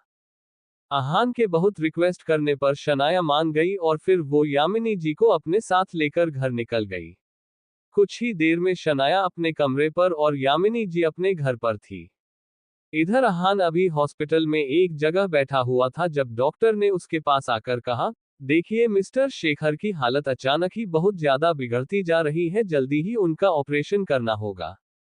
ये बात सुनकर अहान एकदम से हड़बड़ा गया और लड़खड़ाती जुबान में पूछा, पर आपने तो कहा था कि उनकी हालत स्थिर है, फिर अचानक ही ऐसा क्या हो गया? जवाब में उस डॉक्टर ने कहा, इस बारे में हम कुछ भी ठीक से नहीं कह सकते, मगर उनका ऑपरेशन जल्दी ही नहीं किया गया तो उनकी जान को खतरा हो सकता है।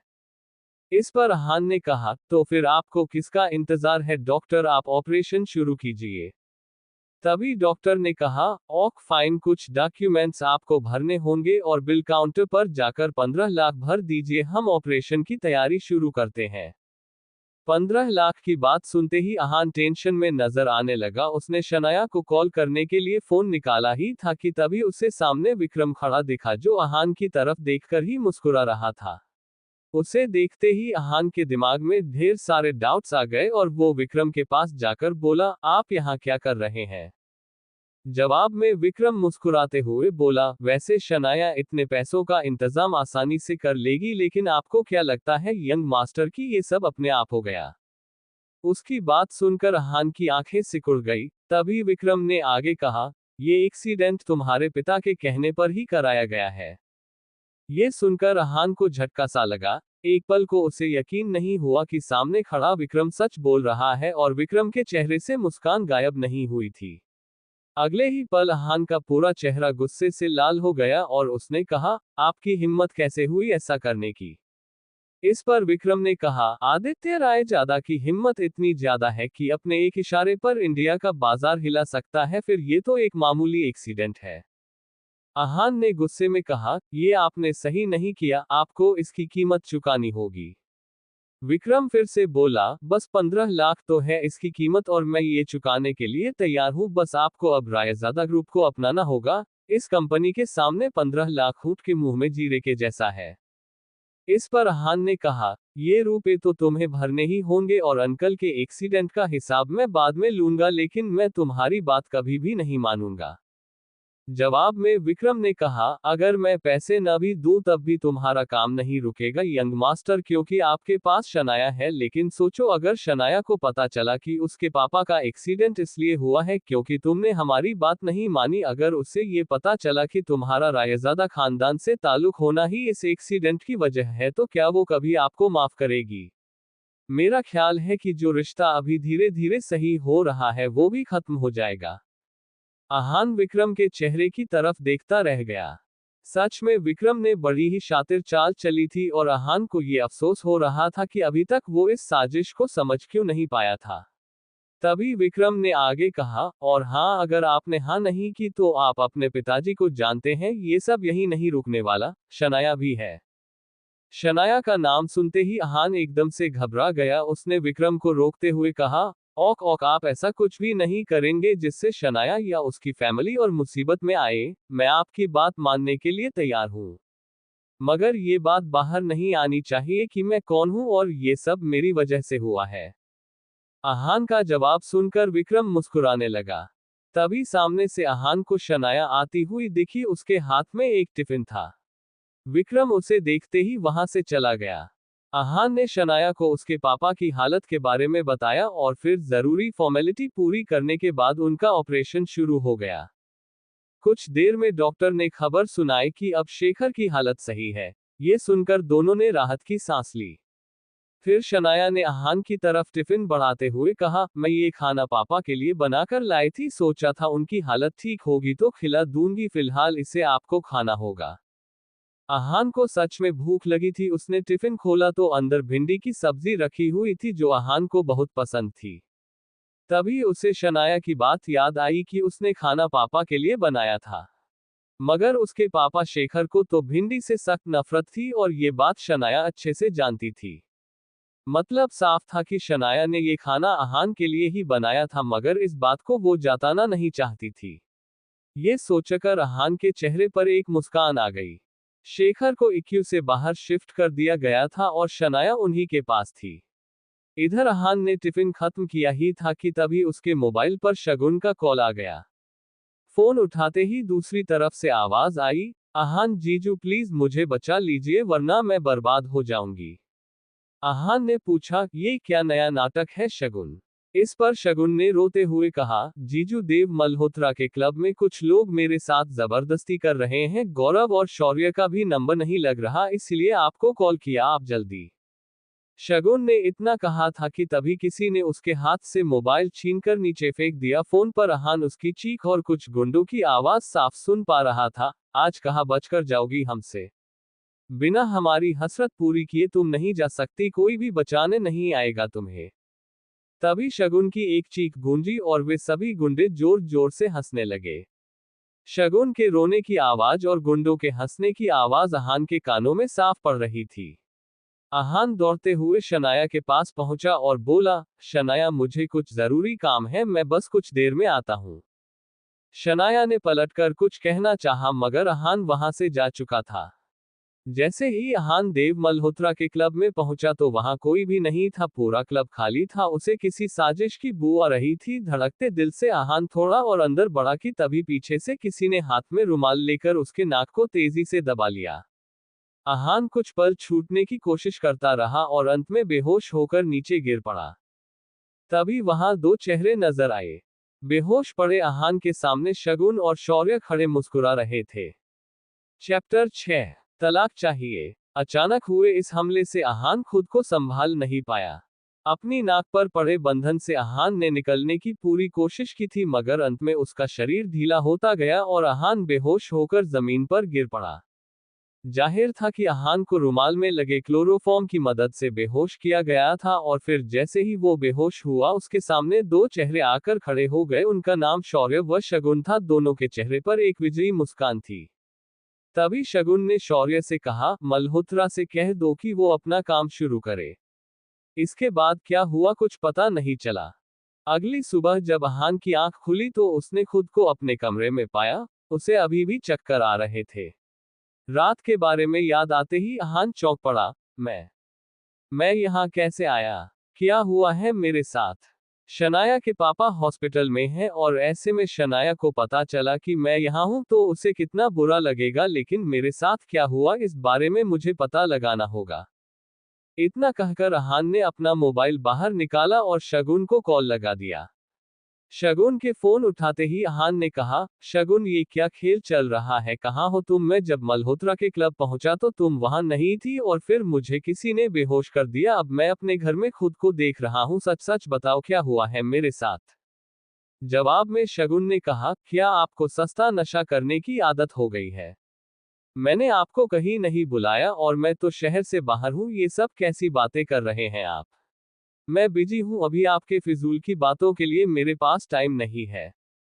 इतना कहकर शगुन ने फोन काट दिया। अहान फोन की तरफ देखता रह गया, तभी उसके मोबाइल पर शनाया का मैसेज आया, पापा की हालत अब ठीक है और जल्द ही उन्हें डिस्चार्ज कर दिया जाएगा, फिलहाल मैं ऑफिस के जरूरी काम से गिल कंस्ट्रक्शन पहुंच चुकी हूँ। इस मैसेज को पढ़कर अहान ने एक लंबी सांस ली और फिर उसके मोबाइल पर विक्रम का फोन आया। फोन उठाते ही विक्रम ने कहा, अब आप अपना काम शुरू कर सकते हैं, फिलहाल आपके रहने के लिए रोजवुड स्प्रिंग में एक घर बुक किया गया है, आप जाकर देख सकते हैं, मगर उसके मालिक कार्तिक कोहली से आप बचकर रहना, वो बहुत ही चालाक और अपना काम निकालने में माहिर है।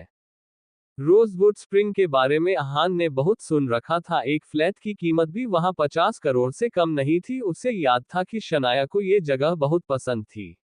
कुछ सोचकर अहान बाहर निकला तो उसकी बाइक भी वही खड़ी दिखी जिसे अहान लेकर मल्होत्रा के क्लब गया था।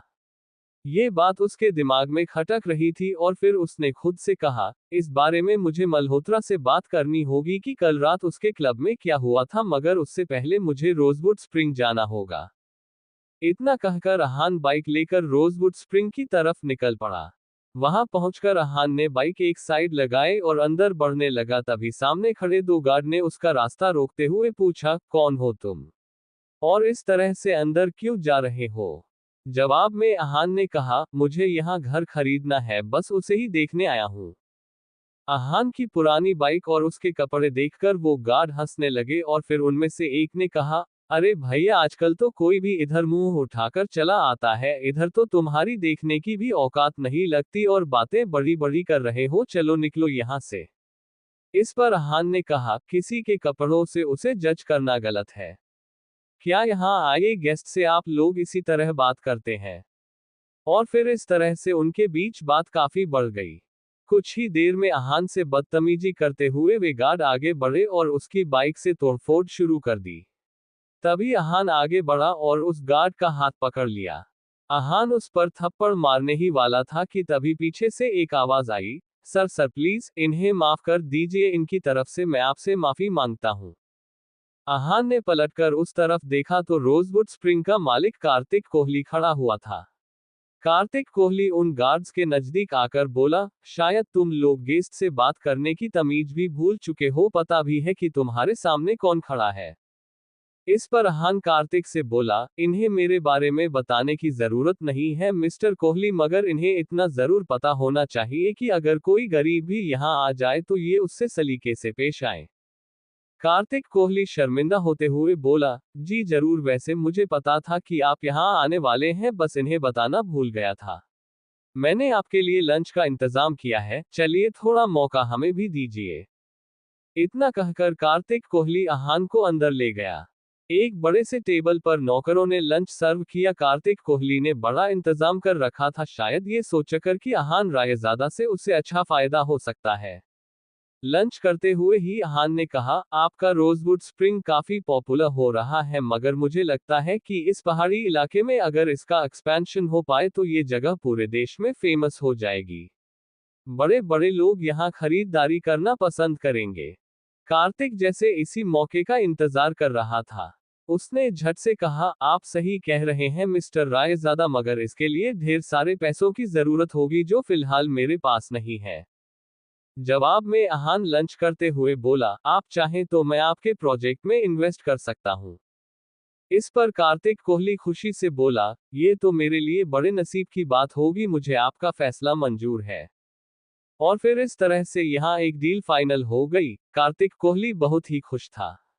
वो अहान को छोड़ने खुद बाहर तक आया और बोला, उम्मीद है हम जल्द ही फिर मिलेंगे। मेरे गार्ड्स ने आपकी बाइक भी खराब कर दी, मुझे इसकी भरपाई करने का मौका दीजिए प्लीज, आप इनकार मत करना। कार्तिक कोहली हाथ जोड़ते हुए बोला। तभी कार्तिक ने अपने किसी आदमी को इशारा किया और उसने कार्तिक की स्पोर्ट्स कार वहां लाकर खड़ी कर दी। गार्ड्स अहान को देखकर हैरान थे। उन्हें यकीन नहीं हो रहा था कि उनका मालिक किसी के सामने हाथ जोड़ सकता है। फिर अहान उस गाड़ी में बैठा और ड्राइव करते हुए निकल गया। बाहर गौरव और शगुन अपनी कार में बैठे हुए थे। गौरव कार्तिक के ही कंपनी में मैनेजर था, इसीलिए किसी काम से कार्तिक से मिलने आया था। जब शगुन ने अहान को इतने महंगे गाड़ी में देखा तो उसकी आंखें फैल गई। वो बुरा सा मुंह बनाते हुए बोली, ओह, तो शनाया को इम्प्रेस करने के लिए और हमें नीचा दिखाने के लिए इसने गाड़ी रेंट पर लेनी शुरू कर दी। गौरव ने मन ही मन कुछ सोचते हुए कहा, कार्तिक कोहली की गाड़ी रेंट पर लेने की किसी की भी औकात नहीं, जरूर कार्तिक के साथ इसका कोई रिलेशन होगा। इधर अहान अब शनाया के ऑफिस के बाहर पहुंच चुका था। आज वो इस गाड़ी पर शनाया को ले जाना चाहता था। बाहर निकलते ही शनाया हैरानी से अहान को देखकर बोली, ये सब क्या है, इतनी महंगी गाड़ी आपको रेंट पर लेने की क्या जरूरत थी। जवाब में अहान मुस्कुराते हुए बोला, टेंशन मत लीजिए, इसे मेरे एक दोस्त ने ऑफर किया है, चलिए चलते हैं। इतना कहकर अहान ने गाड़ी का दरवाजा खोल दिया और कुछ ही देर में वे दोनों घर की तरफ बढ़ रहे थे। उनके बीच अभी खामोशी ही थी जब अचानक ही अहान के मोबाइल पर कोई मैसेज आया। अहान ने एक हाथ से उठाकर देखा तो शौर्य का मैसेज था। और फिर उस मैसेज को खोलते ही अहान के हाथ लहरा गए।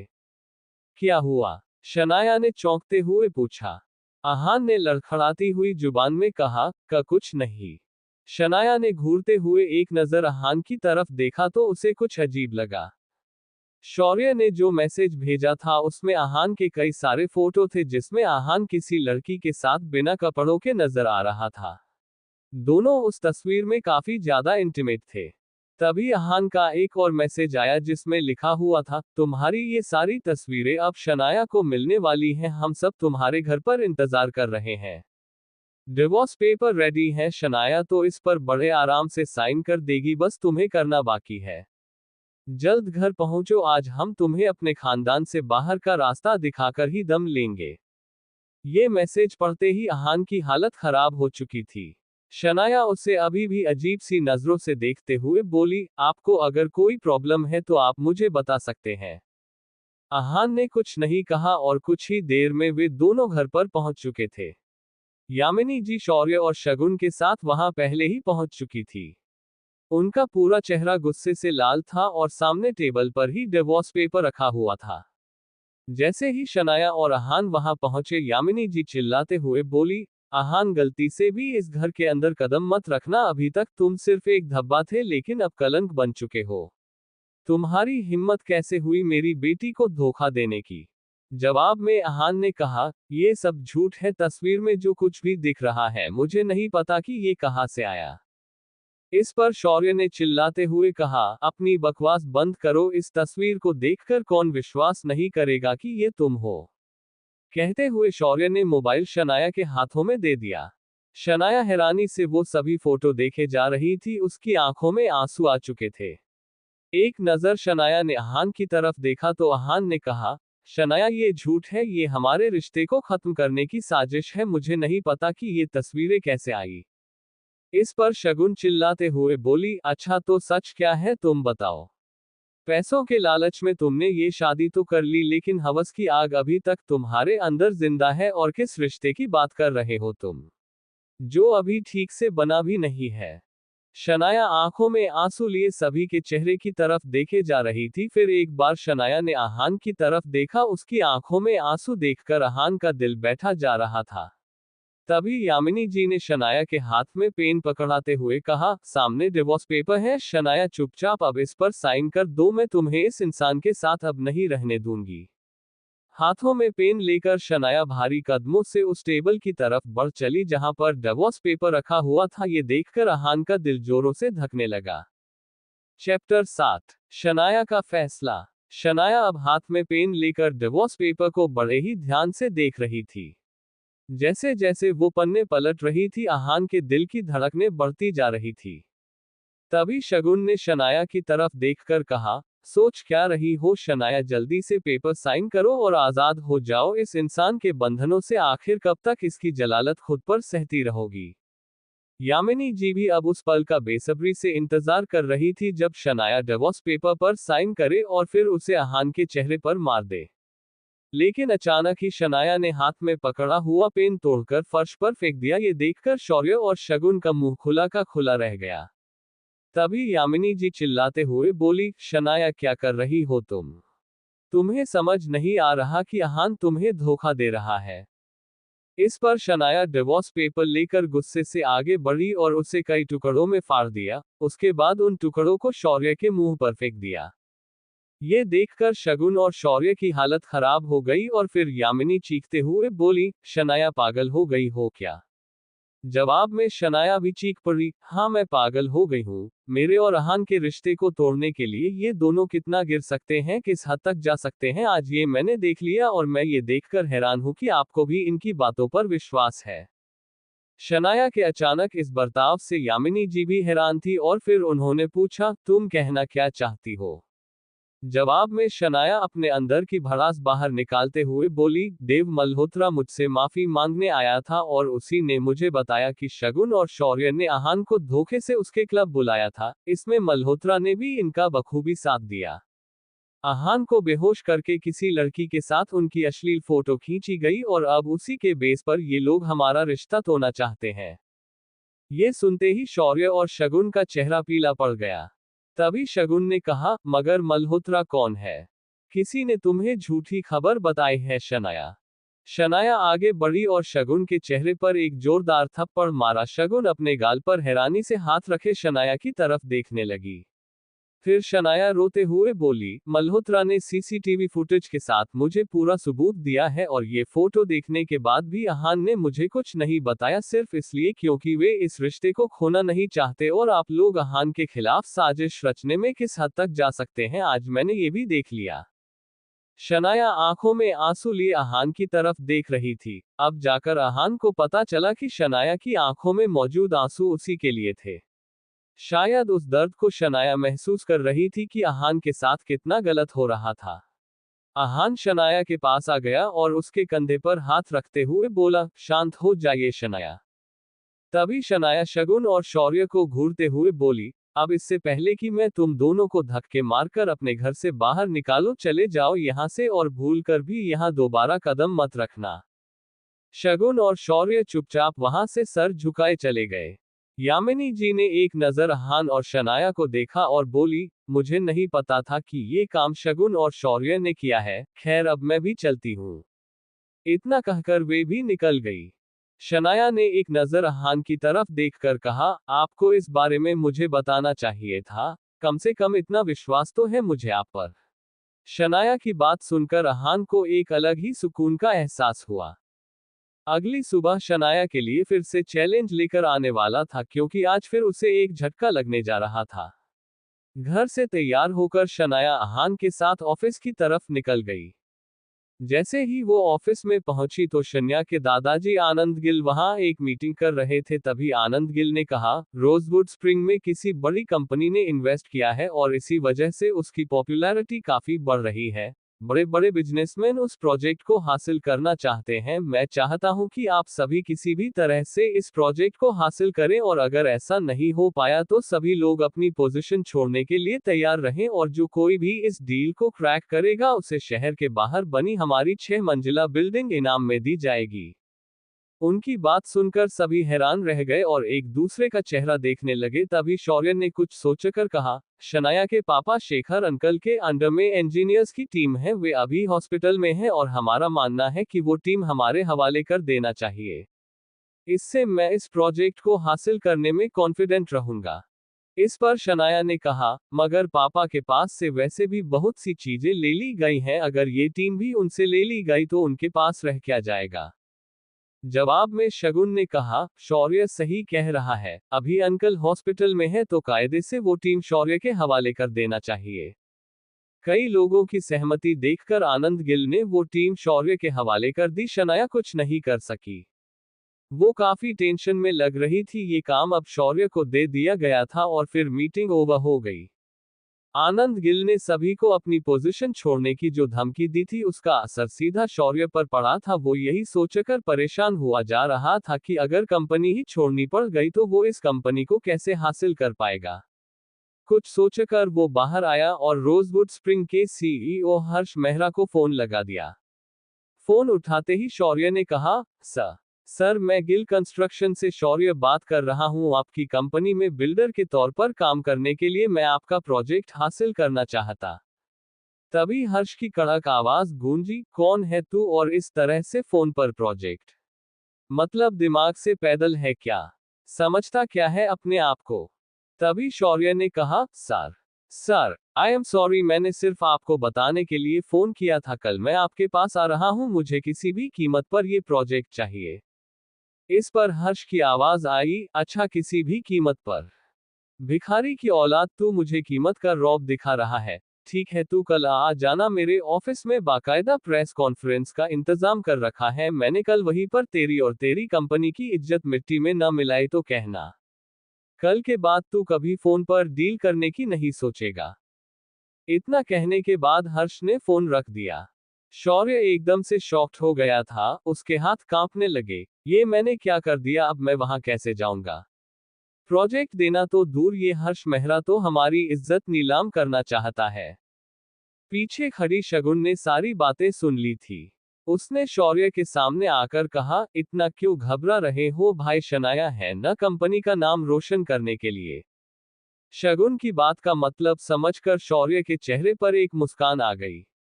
वो जल्दी से आनंद गिल के केबिन में पहुंचा जहां शनाया पहले से बैठी हुई थी। आनंद गिल ने पूछा, क्या बात है शौर्य? जवाब में शौर्य ने कहा, दादाजी मैं कह रहा था कि शनाया हमारे कंपनी के लिए कितना सोचती है, कितनी मेहनत करती है, दिन रात काम करती है, और इसने पहले वाला प्रोजेक्ट भी कितनी आसानी से हासिल किया था। आनंद गिल ने थोड़ी ऊंची आवाज में कहा, साफ साफ कहो क्या कहना चाहते हो? जवाब में शौर्य ने कहा, मैं चाहता हूं कि रोजवुड स्प्रिंग के प्रोजेक्ट के लिए शनाया ही कोशिश करे। मेरे ख्याल से शनाया को ये प्रोजेक्ट हासिल करने में आसानी होगी और इससे हमारी कंपनी को ही फायदा होगा। शौर्य की बात सुनकर आनंद और शनाया सोच में पड़ गए। शनाया ये समझ नहीं पा रही थी कि शौर्य के अंदर अचानक ही उसके लिए इतनी हमदर्दी कैसे आ गई। तभी आनंद गिल ने कहा, ठीक है शौर्य, तुम जाओ, इस डील को शनाया ही क्रैक करेगी। शौर्य अपने होठों पर एक विजयी मुस्कान लिए वहां से चला गया। बाहर खड़ी शगुन को देखते ही वो बोला, अब आएगा मजा। शनाया के कारण कल प्रेस कॉन्फ्रेंस में गिल कंस्ट्रक्शन बदनाम होगा और फिर इसे हमेशा के लिए कंपनी से निकाल दिया जाएगा। उसकी बात सुनकर शगुन के चेहरे पर भी एक मुस्कान आ गई। अगले दिन शौर्य और शगुन एक कार में शनाया को लेकर खुद हर्ष मेहरा के हेड ऑफिस पहुंच चुके थे। शौर्य ने शनाया को नीचे उतारते हुए कहा, शनाया अंदर हमारा कोई काम नहीं है, हम बाहर ही रहकर तुम्हारा इंतजार करेंगे। शनाया ने एक नजर उसे देखा फिर अंदर की तरफ बढ़ गई। जैसे ही शनाया अंदर पहुंची तो उसने देखा कि बड़ी बड़ी कंपनी के लोग वहां बैठे हुए थे जिनके सामने गिल कंस्ट्रक्शन की कोई औकात नहीं थी। अब शनाया को समझ आ रहा था कि कुछ तो गेम खेला है शौर्य ने। ढेर सारे प्रेस वाले वहां मौजूद थे जो सभी की फोटो ले रहे थे। सभी को अब हर्ष मेहरा के आने का इंतजार था। शनाया आगे बढ़कर अपनी जगह पर बैठ गई। तभी सामने से हर्ष मेहरा आता हुआ दिखा। वहां पहुंचकर उसने एक नजर सभी पर डाली और फिर कुछ सोचते हुए उसने ऊंची आवाज में कहा, क्या यहाँ कोई गिल कंस्ट्रक्शन से आया है?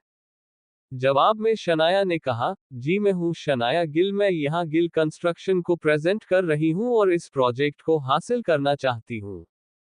हर्ष मेहरा ने उसे घूरते हुए कहा, आप मेरे बगल में आकर बैठ जाइए, शुरुआत आपसे ही करेंगे।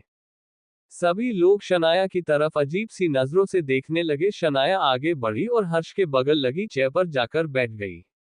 हर्ष के चेहरे पर एक ऐसी स्माइल थी जिसका अंदाजा लगाना मुश्किल था कि उसके दिमाग में चल क्या रहा है। शौर्य और शगुन भी मीडिया की भीड़ में खड़े उस पल का इंतजार कर रहे थे जब हर्ष मेहरा बोलना शुरू करे और शनाया को वहां से बेइज्जत करके भगा दे।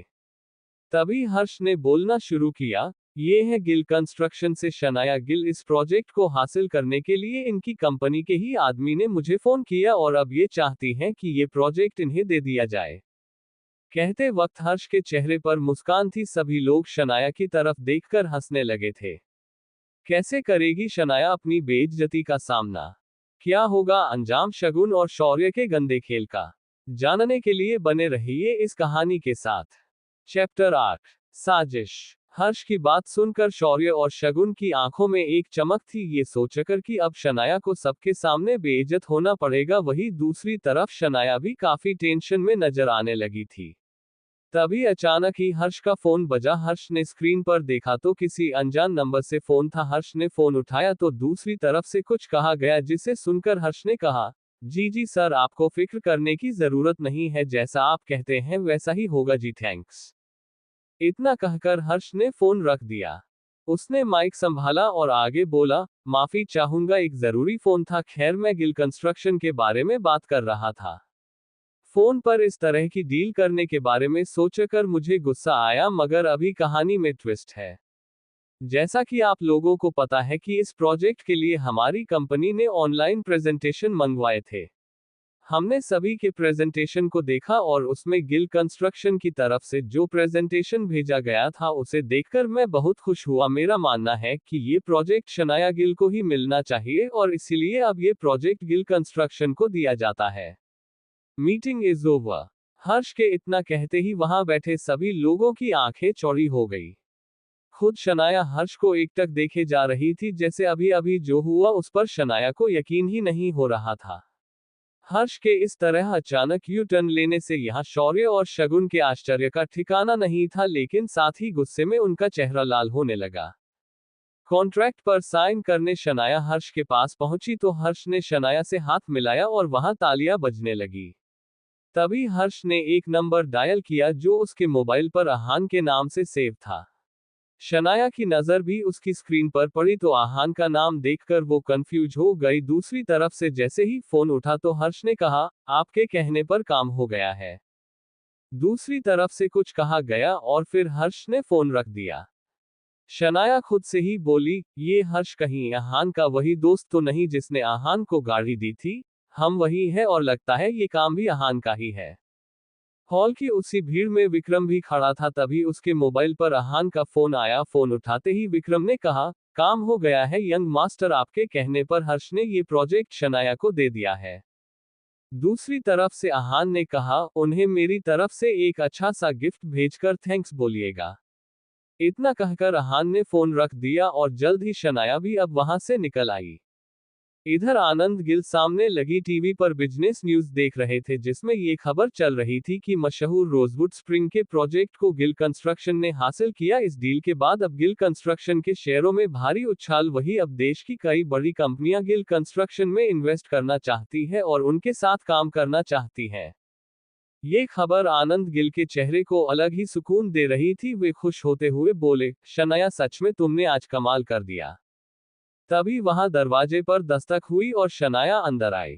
आनंद गिल उसे देखकर खुश होते हुए बोले, आओ बेटी, मैं तुम्हारा ही इंतजार कर रहा था। शनाया आकर आनंद के गले से लग गई। तभी आनंद ने कहा, आज हम बहुत खुश हैं, बताओ तुम्हें क्या चाहिए। जवाब में शनाया ने कहा, दादाजी, मेरे पापा की इंजीनियर्स की टीम मुझे लौटा दीजिए। अब तक शौर्य और शगुन भी वहां आ चुके थे, दोनों के चेहरे लटके हुए थे। तभी आनंद गिल ने कहा, ठीक है शनाया, मैं तुम्हें वो टीम वापस करता हूं और साथ में शहर के बाहर बनी अपनी 6 मंजिला इमारत भी तुम्हें इनाम में देता हूं। तभी आनंद ने शौर्य और शगुन से कहा, लेकिन तुम दोनों के चेहरे क्यों लटके हुए हैं? शनाया ने इतनी बड़ी डील हासिल की है, तुम्हें खुश होना चाहिए। अब तक वहां शौर्य के पिता नीरज भी आ चुके थे। तभी शौर्य ने कहा, इंजीनियर्स की टीम शनाया को वापस नहीं मिलनी चाहिए, मैं ऐसा नहीं होने दूंगा और शनाया, इस डील को हासिल करने के लिए तुम हर्ष मेहरा के साथ सोई होना। शौर्य की बात सुनकर सभी उसका चेहरा देखने लगे, मगर आनंद गिल से ये बर्दाश्त नहीं हुआ। वे आगे बढ़े और शौर्य के मुंह पर एक थप्पड़ जड़ दिया। फिर वे गुस्से से बोले, तुम सब किसी काम के नहीं हो, खुद से तो हुआ नहीं और जब शनाया ने ये डील हासिल कर ली है तो उस पर कीचड़ उछाल रहे हो। और इंजीनियर्स की टीम मैंने शनाया को वापस कर दी है, जिसको भी प्रॉब्लम हो वो कंपनी छोड़ सकता है। इतना कहकर आनंद गिल वहां से चले गए। शनाया भी जल्द ही बाहर आ गई और कार से घर की तरफ निकलने लगी। आहान के बारे में सोचकर शनाया के दिल में एक हलचल सी हो रही थी और दर्द भी उठ रहा था। क्या आहान सच में मेरी इतनी केयर करता है? मैं जो भी कहती हूँ सुन लेता है, जो भी करती हूँ सह लेता है, और वो भी कोई शिकायत किए बिना। सच में पापा सही कहते हैं, आहान एक परफेक्ट हस्बैंड है। लेकिन ये समझने में मुझे पूरे 3 साल लग गए। शनाया के दिल में कई सारे जज्बात उमड़ रहे थे, वो बस आहान के बारे में सोचे जा रही थी। फिर शनाया ने मन ही मन में कहा, आहान, पता नहीं क्यों, लेकिन मैं ये शादी निभाने की हर मुमकिन कोशिश करना चाहती हूँ। अब से हर बार यही कोशिश करूंगी कि तुम खुश रहो। तुमने मेरे लिए इतना किया है जितना मुझे याद भी नहीं। आज एकदम से शनाया को आहान के लिए लगाव महसूस हो रहा था। यही सब सोचते हुए वो घर की तरफ बढ़ी चली जा रही थी। इधर आहान पहले ही घर पर आ चुका था। वो घर पर अकेला ही था। आहान ने फोन पर विक्रम से एक बाइक का इंतजाम करने को कहा, क्योंकि अब शनाया को वही पसंद थी। ये सुनकर विक्रम हैरानी में था। दुनिया भर की बड़ी बड़ी कार्स लाने का कह देते, मगर यंग मास्टर तो पहले वाली सस्ती बाइक मांग रहे हैं। मैं इन्हें कभी समझ नहीं पाऊंगा, विक्रम ने अपने आप से ही कहा। शनाया को याद था कि आज उसकी शादी की सालगिरह है। याद तो आहान को भी था, मगर दोनों एक दूसरे को सरप्राइज देना चाहते थे। इधर आहान घर में शनाया के लिए उसकी पसंद की चीजें बना रहा था, तो वहीं शनाया ने अपनी गाड़ी एक बड़े से मॉल के सामने लाकर रोक दी। आज वो सिर्फ आहान के लिए कुछ खरीदना चाहती थी, ताकि उसे गिफ्ट दे सके और उसे थैंक्स बोल सके। कुछ सोचकर शनाया ने अपना मोबाइल निकाला और आहान को एक मैसेज किया, ऑफिस के काम से मुझे थोड़ा लेट हो जाएगा। दूसरी तरफ से आहान का मैसेज आया, इट्स ओके, मैं आपका वेट करूंगा। उद्धरण चिन्ह। आहान के चेहरे पर एक स्माइल आ गई और वो फिर से अपने काम में लग गया। कुछ घंटों बाद रात होने को आई थी, मगर शनाया अभी तक नहीं आई थी। आहान ने उसका नंबर लगाया तो वो भी नहीं लग रहा था। तभी डोरबेल बजी और आहान तेजी से दरवाजे की तरफ बढ़ा। आहान को लग रहा था कि शायद शनाया को आज का दिन याद नहीं है, मगर वो जानता था कि पहले भी उन्होंने इस दिन को सेलिब्रेट नहीं किया था, इसलिए इस दिन को भूल जाना कोई बड़ी बात नहीं थी। आहान ने जैसे ही दरवाजा खोला तो सामने शनाया खड़ी थी, जिसे देखकर आहान का चेहरा खिल उठा। वो उसके हाथ में मौजूद बैग को संभालते हुए बोला, लाइए मैं इसे रख देता हूँ। शनाया अंदर की तरफ बढ़ गई। आहान अंदर आया और सोफे पर बैठते हुए बोला, कैसा रहा आज का दिन? जवाब में शनाया भी उसके सामने वाले सोफे पर बैठकर बोली, बहुत अच्छा। कहते हुए शनाया आहान के चेहरे को देखकर ये जानने की कोशिश करने लगी कि उसे कुछ याद भी है या नहीं। तभी शनाया ने कहा, वैसे आज कुछ है शायद। आहान ने सवालिया नजरों से शनाया की तरफ देखा तो शनाया ने बैग से एक छोटा सा गिफ्ट बॉक्स निकालते हुए कहा, और इसीलिए मैं आपके लिए ये गिफ्ट लेकर आई हूँ। आहान ने जल्दी से उसे अपने हाथ में लेते हुए कहा, ओह, तो आपको याद था कि आज हमारी मैरिज एनिवर्सरी है। कहते हुए आहान ने बॉक्स खोल दिया, जिसमें एक घड़ी रखी हुई थी। शनाया ने उसे आहान के हाथ में पहनाते हुए कहा, ये घड़ी हमेशा अपने इस टाइम को याद दिलाती रहेगी, इस विश्वास और भरोसे को हमेशा जिंदा रखेगी। इस पर आहान ने कहा, हाँ, लेकिन आपको देने के लिए मेरे पास ज्यादा कुछ नहीं है। हाँ, इस खुशी में मैंने आज आपके पसंद का खाना बनाया है। शनाया ने मुस्कुराते हुए कहा, और इससे ज्यादा मुझे कुछ चाहिए भी नहीं। तभी बाहर बारिश होने की आवाज आने लगी तो आहान ने कहा, बारिश शुरू हो गई है। आप जल्दी से फ्रेश हो जाइए, फिर हम दोनों डिनर करते हैं। शनाया ने हाँ में सर हिलाया और फिर बाथरूम की तरफ बढ़ गई। आहान उस घड़ी को बार बार देख रहा था कि तभी डोरबेल बजने की आवाज आई। आहान ने जाकर दरवाजा खोला तो सामने एक बड़ी ही खूबसूरत और हॉट लड़की खड़ी थी, और उसका पूरा शरीर भीगा हुआ था और छोटे कपड़ों में वो इस वक्त खुद को समेटने की कोशिश कर रही थी। जिस्म पर मौजूद उसके कपड़े बारिश के कारण उसके शरीर से चिपक गए थे, जिससे उसका पूरा फिगर साफ झलक रहा था।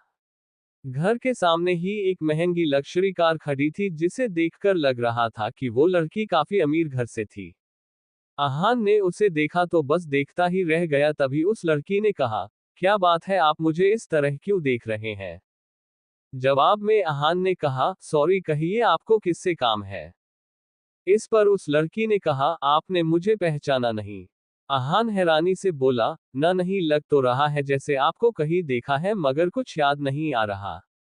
जवाब में उस लड़की ने हैरान होते हुए कहा, कैसी बातें कर रहे हो तुम अहान? मैं निया हूँ। निया, कितनी बार तो हम मिल चुके हैं, क्या अंदर आने को नहीं कहोगे? अहान हिचकिचाते हुए उसके सामने से हट गया और बोला, कौन निया? तभी निया आगे बढ़ी और अहान के गले से लग गई। अहान उससे छूटने की कोशिश करते हुए बोला, ये सब क्या है, कौन हो तुम? निया ने उससे अपनी बाहों में जके हुए ही कहा, अभी तुमने खुद ही तो कहा कि मुझे कहीं देखा है, इतनी जल्दी तुम मुझे कैसे भूल सकते हो अहान? और ये सब हम कोई पहली बार थोड़ी ना कर रहे हैं। अब तक वहां शनाया भी आ चुकी थी। जैसे ही उसने अहान को किसी और लड़की के साथ देखा तो उसके पैरों तले जमीन खिसक गई। वो चिल्लाते हुए बोली, ये सब क्या है अहान? कौन है ये लड़की? निया ने नशीली आंखों से शनाया की तरफ देखकर कहा, तुम्हें नहीं पता कि मैं कौन हूं? जवाब में शनाया ने नामे सर हिलाया। तभी निया ने कहा, तो फिर सुनो, मैं आहान की बीवी हूं। ये सुनते ही अहान के दिमाग ने जैसे काम करना बंद कर दिया। इधर शनाया निया की। चैप्टर 9। निया की बात सुनकर अहान के दिमाग ने जैसे काम करना ही बंद कर दिया। इधर शनाया निया की तरफ बढ़ी और बोली, क्या बकवास कर रही हो तुम? अहान मेरा पति है। जवाब में निया ने अहान के चेहरे की तरफ देखा और फिर खिलखिलाकर हंस पड़ी। इसी के साथ शनाया भी हंसने लगी। अहान ये देखकर अपने आप पर काबू पाते हुए बोला, क्या मजाक है ये शनाया? क्या हो रहा है यहाँ? जवाब में शनाया ने अपनी हंसी पर काबू पाते हुए कहा, सॉरी सॉरी, ये सिर्फ एक प्रैंक था। दरअसल निया मेरी दोस्त है, इसने मुझसे शर्त लगाई थी कि कोई भी ऐसा लड़का नहीं जो इस पर फिसल न जाए, तो मैंने इसे तुम्हारे ऊपर ही टेस्ट कर लिया मगर ये फेल हो गई। प्राउड ऑफ यू अहम। इस पर अहान बोला, तुम दोनों ने तो मेरी जान ही निकाल दी थी। तभी निया मुस्कुराते हुए बोली, वैसे आप चाहें तो मैं आपकी बीवी बन सकती हूँ जीजू। अहान ने उसे घूरते हुए कहा, शट अप। तभी निया का मोबाइल बजने लगा और उसने फोन उठाया। दूसरी तरफ से कुछ कहा गया जिसे सुनकर निया ने शनाया से कहा, मुझे थोड़ा अर्जेंट जाना होगा शनाया। इस पर शनाया ने कहा, क्या निया, आज मैंने तुझे सेलिब्रेट करने के लिए बुलाया था? जवाब में निया ने बुरा सा मुंह बनाते हुए कहा, सॉरी यार, मुझे अर्जेंट जाना पड़ रहा है मगर टाइम मिला तो फिर मिलेंगे। अब मैं चलती हूँ, बाय शनाया, बाय जीजू। इतना कहकर निया वहां से निकल गई। इधर गिल विलर के बाहर शौर्य अपने घुटनों पर बैठा हुआ था। पिछले 6 घंटों से शौर्य उसी पोजीशन में था। अब तो उसके पैरों में सेंसेशन भी नहीं हो रहा था। उसने इरिटेट होते हुए अपने आप से ही कहा, पता नहीं पापा इतनी देर से अंदर क्या कर रहे हैं? क्या वो दादाजी को जल्दी नहीं मना सकते? तभी दरवाजा खुला और नीरज गिल एक कामयाबी भरी मुस्कान के साथ बाहर आए और शौर्य खड़ा हो गया। अपने पापा से सवाल करते हुए बोला, क्या दादाजी ने मुझे माफ कर दिया है? नीरज गिल ने हाँ में सर हिलाते हुए कहा, हाँ, लेकिन मैं तुमसे अभी भी गुस्सा हूं। तुम्हें अपने दादाजी की लिमिट को क्रॉस नहीं करना चाहिए था। जब पापा ने कहा कि वो शनाया को इंजीनियर टीम वापस करना चाहते थे, तो तुम्हें उनके अगेंस्ट नहीं जाना था। वो हमारे फैमिली के हेड है और तुमसे बहुत प्यार भी करते हैं। तुम्हें भी उनकी और उनके डिसीजंस की रिस्पेक्ट करनी चाहिए। अपने पापा की बात सुनकर शौर्य ने कहा, आई एम सॉरी पापा। मैं ख्याल रखूंगा कि अगली बार से ऐसा ना हो। शौर्य ने बहुत ही ईमानदारी से माफी मांगी। फिर नीरज ने कहा, शौर्य, प्रोजेक्ट की चिंता तुम मत करो। बस एक बात ध्यान रखना, कल सुबह तुम्हारे दादाजी मनाली जा रहे हैं। उनके निकलने से पहले हमें उनसे मिलने जाना है। शौर्य अपने पापा की कही बात के पीछे का मतलब समझ गया। दूसरी तरफ अहान और शनाया के घर में। शनाया को अकेले अपने कमरे में नींद ही नहीं आ रही थी। वो बार बार अहान के बारे में सोच रही थी। कुछ सोचकर वो अहान के कमरे की तरफ बढ़ गई। अहान ने जैसे ही दरवाजा खोला, सामने शनाया खड़ी थी। शनाया ने एक नॉर्मल सी नाइटी पहनी हुई थी। पिंक कलर की बनी उस सिल्क की नाइटी से शनाया की कर्वी बॉडी कोई भी आसानी से देख सकता था। बिखरे बाल, नाइटी से छिपने में नाकाम खूबसूरत पैर और आंखों में कुछ हलचल देखकर अहान ने मुश्किल से खुद को शांत किया और बोला, आप यहाँ? क्या आपको कुछ चाहिए है? अहान के किए इस सवाल को सुनते ही शनाया की बोलती बंद हो गई और जवाब देने के बजाय वो इधर उधर देखने लगी। अहान से नजरें चुराने की नाकाम कोशिश करते हुए शनाया ने मन ही मन में कहा, मैं यहाँ मुंह उठाकर आ तो गई हूँ, लेकिन अब क्या बहाना बनाऊं? हाँ, वो कह देती हूँ। शनाया ने कुछ सोचा और अहान से बोली, मेरे कमरे की लाइट नहीं चल रही। शनाया की बात सुनी तो अहान ने जवाब में तुरंत कहा, ओह, मैं अभी ठीक कर देता हूँ। अपनी ये बात कहते हुए अहान दरवाजे से बाहर जा ही रहा था कि शनाया ने उसे रोक लिया। रुको, उसकी कोई जरूरत नहीं है। आज शनाया को हो क्या गया था? वो इतनी अजीब बिहेव क्यों कर रही थी? अहान ये सुनकर कंफ्यूज हो गया। उसकी कंफ्यूजन देखना शनाया के लिए कोई मुश्किल काम नहीं था। उसने अपनी बात को एक्सप्लेन करते हुए कहा, मतलब मैं आज यही सो जाती हूँ। अहान ने ये बात सुनी तो बहुत ही नॉर्मल रिएक्ट करते हुए बोला, ठीक है, आप यहाँ मेरे रूम में सो जाइए, मैं आपके कमरे में चला जाता हूँ। अहान का जवाब जानकर शनाया दंग रह गई। क्या इसे मेरी बात के पीछे का मतलब समझ में नहीं आ रहा है? शनाया ने दिल ही दिल में सवाल किया। जब वो ये सोचने में बिजी थी तब अहान अंदर गया और अपना ब्लैंकेट लेकर आ गया। वो बाहर जा ही रहा था कि शनाया ने अपने दोनों हाथों को फैलाकर अहान को रुकने का इशारा किया। हम साथ में नहीं सो सकते क्या? शनाया ने ये सवाल पूछा तो था मगर अहान सुन नहीं पाया। क्योंकि शनाया इतनी नर्वस थी कि उसका सवाल इस तरह सुनाई दिया, मानो कोई मक्खी भीन भीना रही हो। अहान ने सवालिया अंदाज में अपने अजीब वाइफ की तरफ देखा। मगर शनाया इतनी ब्रेव नहीं थी कि अपना सवाल वापस दोहरा पाती। इसलिए उसने कहा, मैं तुम्हें परेशान नहीं करना चाहती। रहने दो। ये सुनकर अहान ने शनाया से मुस्कुराते हुए कहा, आप बिना वजह परेशान हो रही है, शनाया। एक बल्ब ठीक करने में भला क्या तकलीफ होगी? मैं बल्ब रिपेयर भी कर दूंगा और आपके रूम के काउच पर सो भी जाऊंगा। आप यहाँ आराम से सो जाइए।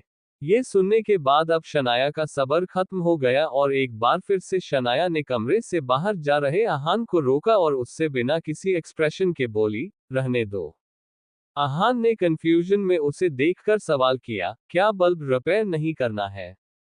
शनाया होपलेस अंदाज में अहान को नजरअंदाज किया और अपने कमरे में वापस जाते हुए बोली, रात को लाइट की क्या जरूरत है भला?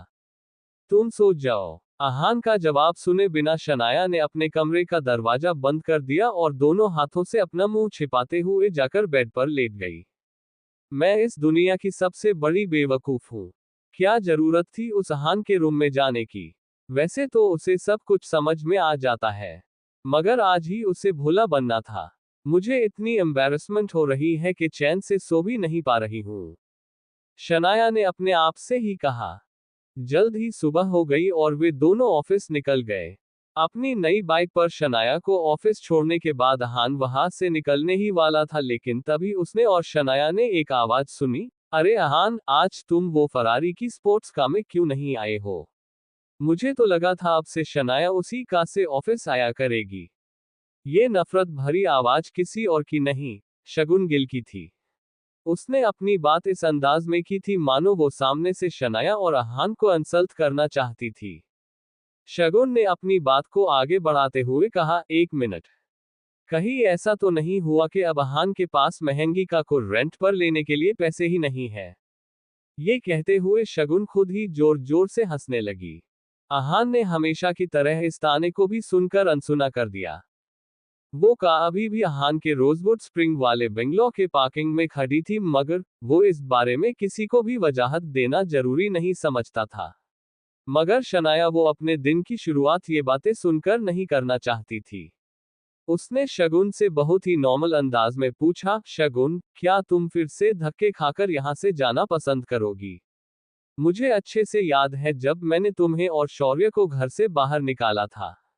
शनाया के इस सवाल के साथ शगुन की हंसी बंद हो गई और उसके चेहरे का रंग ही उड़ गया। शनाया ने डायरेक्टली शगुन की दुखती नस को पकड़ लिया था और इतना ही नहीं, शगुन को उस दिन का नजारा एक बार फिर से याद दिला दिया था। मगर एक बार फिर से उसे कुछ याद आया और शगुन ने शनाया से कहा, तुम स्प्रिंग कॉर्पोरेशन वाली डील की वजह से हवा में इतनी ऊंची उड़ रही हो ना? क्या तुम्हें पता नहीं है कि दादाजी ने तुम्हें इस प्रोजेक्ट से निकाल दिया है? शगुन की कही ये बात सुनकर शनाया दंग रह गई। ऐसा कैसे हो सकता था?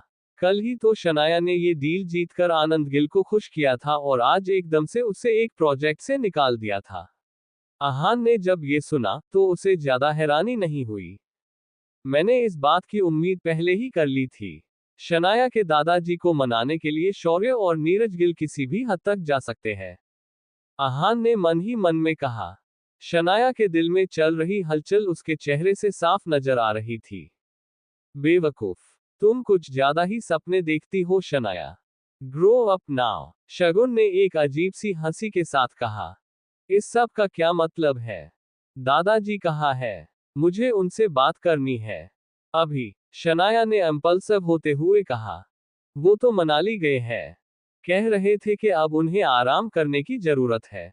शनाया के सवाल का ये जवाब शगुन ने नहीं, शौर्य ने दिया था। शनाया ने पीछे मुड़ कर देखा तो शौर्य बहुत ही अकड़ में खड़ा था। उसने अपनी बात को आगे बढ़ाते हुए कहा, और हाँ, जाने से पहले दादाजी ने स्प्रिंग कॉर्पोरेशन वाला प्रोजेक्ट मुझे दे दिया है। अब तुम्हें भी घर जाकर आराम करना चाहिए। ये सुनकर शनाया गुस्सा हो गई। उसने शौर्य से सवाल करते हुए कहा, दादाजी ने किस बुनियाद पर तुम्हें प्रोजेक्ट दे दिया? शनाया के इस सवाल को सुनकर शौर्य उसे चिढ़ाने के इरादे से हंसने लगा। किस बुनियाद पर? अच्छा सवाल है। अगर तुम भूल गई हो तो मैं तुम्हें याद दिला देता हूँ शनाया, मैं शौर्य गिल खानदान का वारिस हूँ। इकलौता वारिस। आगे जाकर ये बिजनेस, ये खानदान, सब कुछ मेरे इशारे पर चलने वाला है।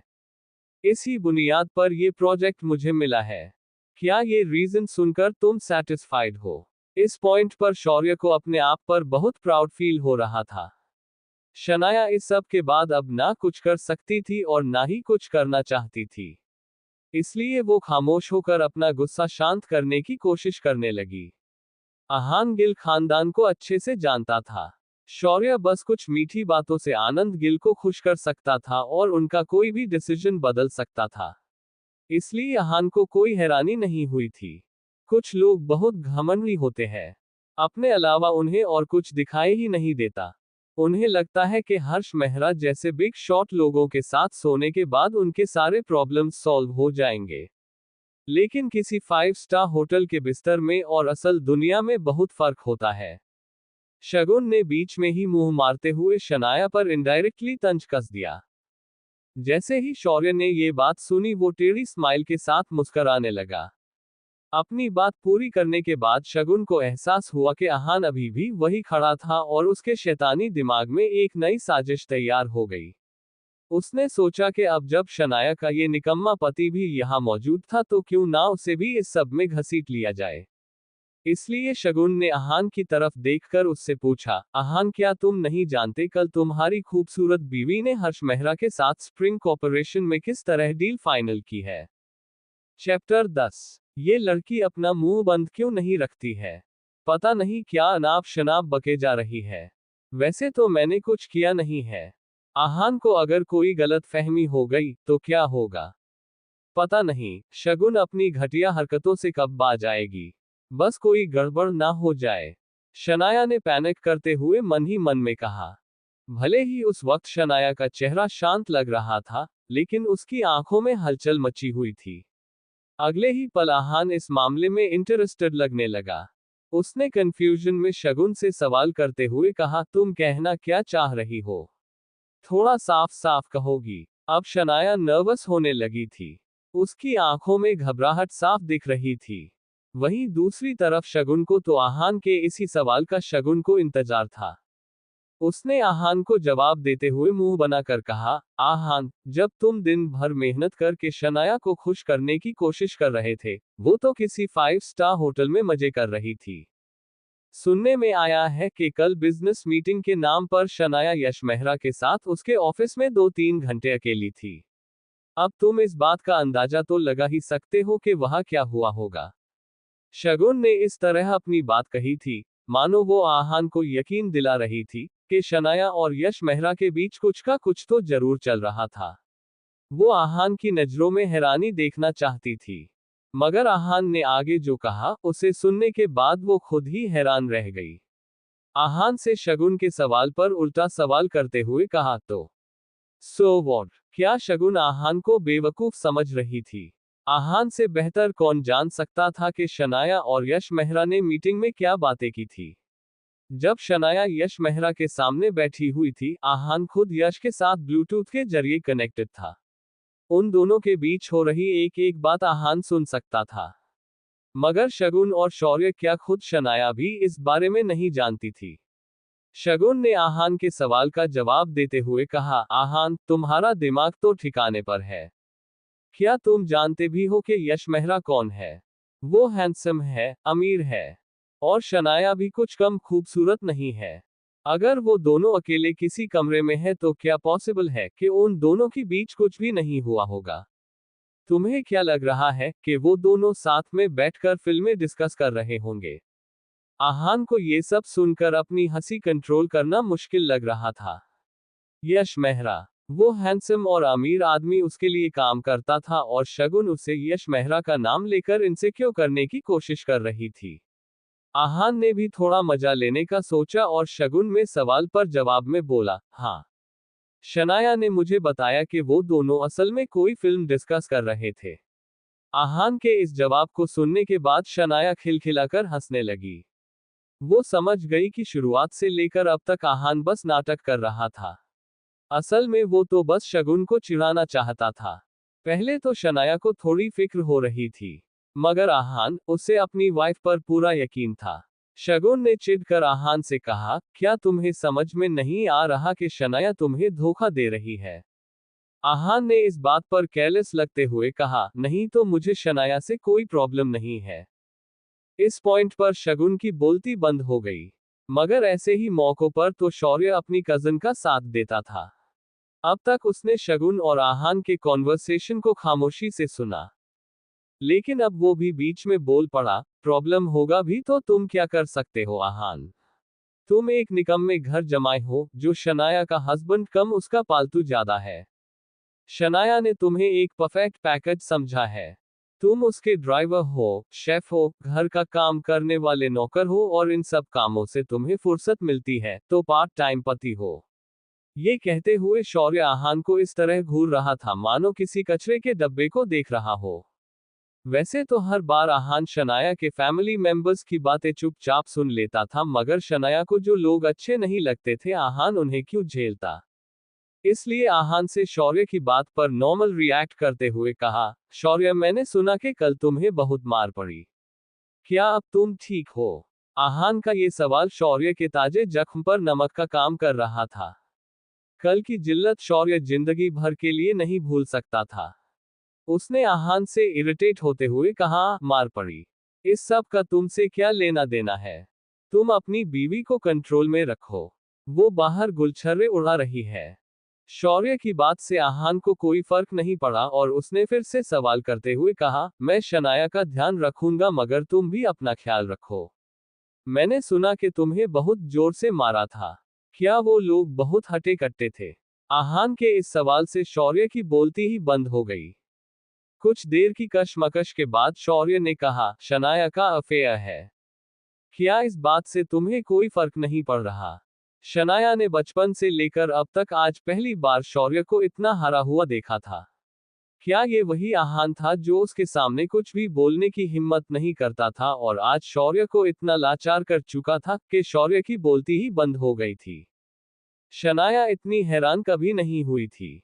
शौर्य के बार बार एक ही राग आलापने की वजह से अब आहान बौर हो गया और उससे बोला, शौर्य, मेरे बीवी मुझे धोखा दे रही है और तुम्हें पूरे शहर के सामने बेइज्जती के साथ मार पड़ी, इन दोनों बातों का आपस में क्या लेना देना है? एक मिनट, कहीं कल तुम्हारी जो पिटाई हुई है उसमें तुम्हारे सर पर चोट नहीं लगी? अब शौर्य की पूरी तरह से सिट्टी बिट्टी गुल हो गई थी। उसने चिढ़ते हुए कहा, चुप करो, आहान। शनाया ने मन ही मन में कहा, आहान ने अपना ये इंटरेस्टिंग अंदाज कभी मुझे क्यों नहीं दिखाया। अब तो कल रात जो हुआ मुझे उसका एम्बैरेसमेंट भी फील नहीं हो रहा है। ये सोचते हुए शनाया के चेहरे पर मुस्कान छा गई। अब जबकि शौर्य आहान से बातों में नहीं जीत पा रहा था तो उसने शनाया को टारगेट करने का प्लान बना लिया। स्माइल कर रही शनाया को देखकर शौर्य ने नफरत भरे अंदाज में कहा, तुम क्यों हंस रही हो? कैरेक्टरलेस होकर भी इसके नखरे तो देखो। हमारे खानदान को शर्म आती है तुम पर शनाया। अब बात बिगड़ने लगी थी। शनाया ने अब तक सब मजाक में लिया था मगर अब वो गुस्सा होने लगी। वो कुछ कहने ही वाली थी कि आहान ने सीरियस अंदाज में कहा, शनाया के बारे में मैं कुछ भी नहीं सुनूंगा। आगे मेरी वाइफ के खिलाफ एक शब्द भी मत निकालना। वैसे तो आहान के इस अंदाज को देखकर शौर्य घबराने लगा था, मगर उसके पापा ने उससे एक बार सिखाई थी, डर लगे भी तो ये मत दिखाना कि डर रहे हो तुम। और इसी सीख से इंस्पायर होकर शौर्य ने आहान से अकड़ में कहा, मैं उसका भाई हूं। उसे डांट लगाओ या मार, मुझे हक है। तुम होते ही कौन हो? गिल खानदान के किसी से भी उलझने लायक ही नहीं हो तुम। अगले ही पल आहान ने शौर्य के गाल पर एक जोर की थप्पड़ जड़ दी और शौर्य की तरफ देखकर बोला, तुम सही कह रहे हो।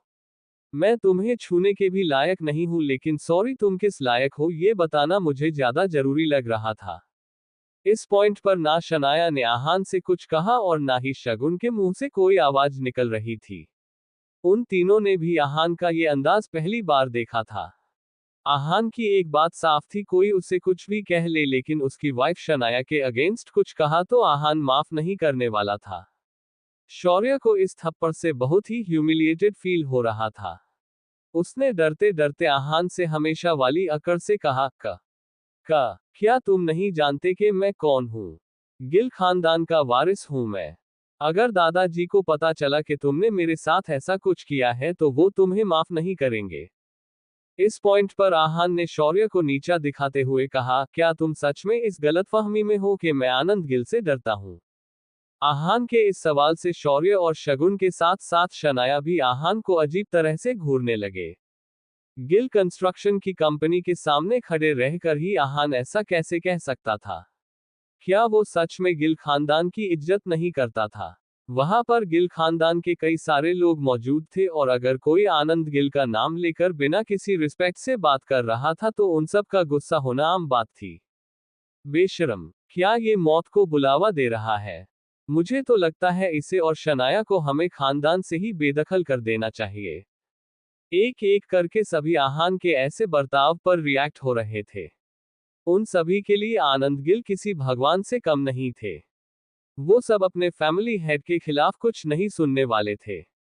अब तो शनाया भी थोड़ी परेशान हो गई। क्या इम्पल्स में आहान ने कुछ ज्यादा ही नहीं कह दिया? पता नहीं इस सब का क्या अंजाम होगा। शनाया ने मन ही मन में कहा। आहान ने उन सब की तरफ बेफिक्र होकर देखा। वैसे तो ये सब के सब आहान से डर भी रहे थे लेकिन उसे इतने गुस्से से घूर रहे थे मानो आंखों से ही आहान की जान ले लेंगे। आहान को इन सब से कोई फर्क नहीं पड़ता था। उसकी नजर में ये वो लोग थे जो कमजोरों को परेशान करते थे और पावरफुल लोगों से डरते थे। उन सब लोगों को नजरअंदाज करने के बाद आहान ने बड़ी ही जेंटल नजरों से अपनी खूबसूरत वाइफ की तरफ देखा और हल्की सी मुस्कान के साथ कहा, शनाया क्या हम वापस चले? शनाया परेशान थी और अब जब उसका प्रोजेक्ट भी उससे छीन लिया गया था तो वो ऑफिस में रहकर अपना मूड खराब नहीं करना चाहती थी। तो इसलिए उसने आहान की बात पर हामी भर दी। उन दोनों के जाने के सभी ने परेशान होकर अपने चेहरे पर आया घबराहट भरा पसीना पोंछा और आपस में गॉसिप करते हुए वहां से चले गए। लेकिन शौर्य अपनी जगह से जरा भी नहीं हिला और अपने आप से ही बोला, ये 2 दिन बद से बदतर हो रहे हैं और इस सब के पीछे सिर्फ शनाया और उसका निकम्मा हस्बैंड है। आहान तुम्हें तो मैं तुम्हारी असली जगह दिखाकर रहूंगा। हर थप्पड़ का बदला लूंगा मैं इन दोनों से और ऐसा बदला लूंगा कि वो दोनों मरने के बाद भी मेरा नाम सुनकर कांपने लगेंगे। इस बारे में सोचते हुए शौर्य की आंखों में एक अलग ही आग नजर आ रही थी। ये कोई ऐसी वैसी नहीं बदले की आग थी। शौर्य ने कुछ सोचा और इम्पल्स के साथ चलते हुए ऑफिस के अंदर चला गया। दूसरी तरफ आहान अपनी बाइक चलाते हुए आगे की तरफ देख रहा था। शनाया कब से उससे कुछ कहना चाहती थी मगर वो कुछ कहने के लिए अपने आप को तैयार नहीं कर पा रही थी। कुछ देर की खामोशी के बाद बाइक जाकर सिग्नल पर रुकी। शनाया ने अपना मन पक्का किया और आहान से कहा, आहान। शनाया ने बस उसका नाम लिया था, मगर आहान समझ गया कि उसकी बीवी उससे किस बारे में बात करना चाहती थी। आहान ने अपनी बाइक का रेयर व्यू मिरर कुछ इस तरह एडजस्ट किया कि वो शनाया को और शनाया उसे क्लियरली देख सके। आहान ने मिरर के थ्रू शनाया को देखा और बोला, शनाया क्या आपको मुझ पर यकीन है? Do you believe me? ये सवाल सुनकर शनाया को एकदम से याद आ गया कि कुछ दिनों पहले स्प्रिंग कॉर्पोरेशन की डील के वक्त आहान ने उससे यही सवाल किया था। शनाया इस सवाल के पीछे की वजह तो नहीं समझ पाए मगर उसने बहुत ही ईमानदारी के साथ आहान की आंखों में देखा और बोली, हाँ है। ये सुनते ही आहान के चेहरे पर एक प्यारी सी स्माइल आ गई, जिसे देखकर शनाया भी मुस्कुराने लगी। आहान ने शनाया की आंखों में झांकते हुए कहा, तो फिर मैं तुमसे वादा करता हूं तुम्हारे दादाजी खुद तुम्हें स्प्रिंग कॉर्पोरेशन वाला प्रोजेक्ट वापस करेंगे। I promise. ये सुनकर शनाया सरप्राइज थी। ऐसा होना नेक्स्ट टू इम्पॉसिबल बात थी। आनंद गिल हमेशा अपने डिसीजन सोच समझ कर लेते थे और उन डिसीजंस को बदलना उन्हें कमजोरी का निशान लगता था। शनाया अपने दादाजी को बहुत अच्छी तरह से जानती थी, इसलिए आहान का ये वादा उसे थोड़ा अजीब लग रहा था। मगर फिर भी एक बार फिर से शनाया आहान पर यकीन करना चाहती थी। सिग्नल के ग्रीन होते ही आहान ने फिर से बाइक शुरू कर दी और दोनों अपने घर की तरफ निकल गए। दूसरी तरफ किसी बड़े से बा में शौर्य ने बा के किसी प्राइवेट रूम के दरवाजे पर नॉक किया। अंदर से दरवाजा खोलकर कुछ लोगों ने उसे देखा और बोले, गिल साहब आप आज कैसे आना हुआ? शौर्य ने बहुत ही नरमी से पेश आते हुए कहा, मुझे विकी भाई से कुछ काम है, नया मिशन है समझ लो।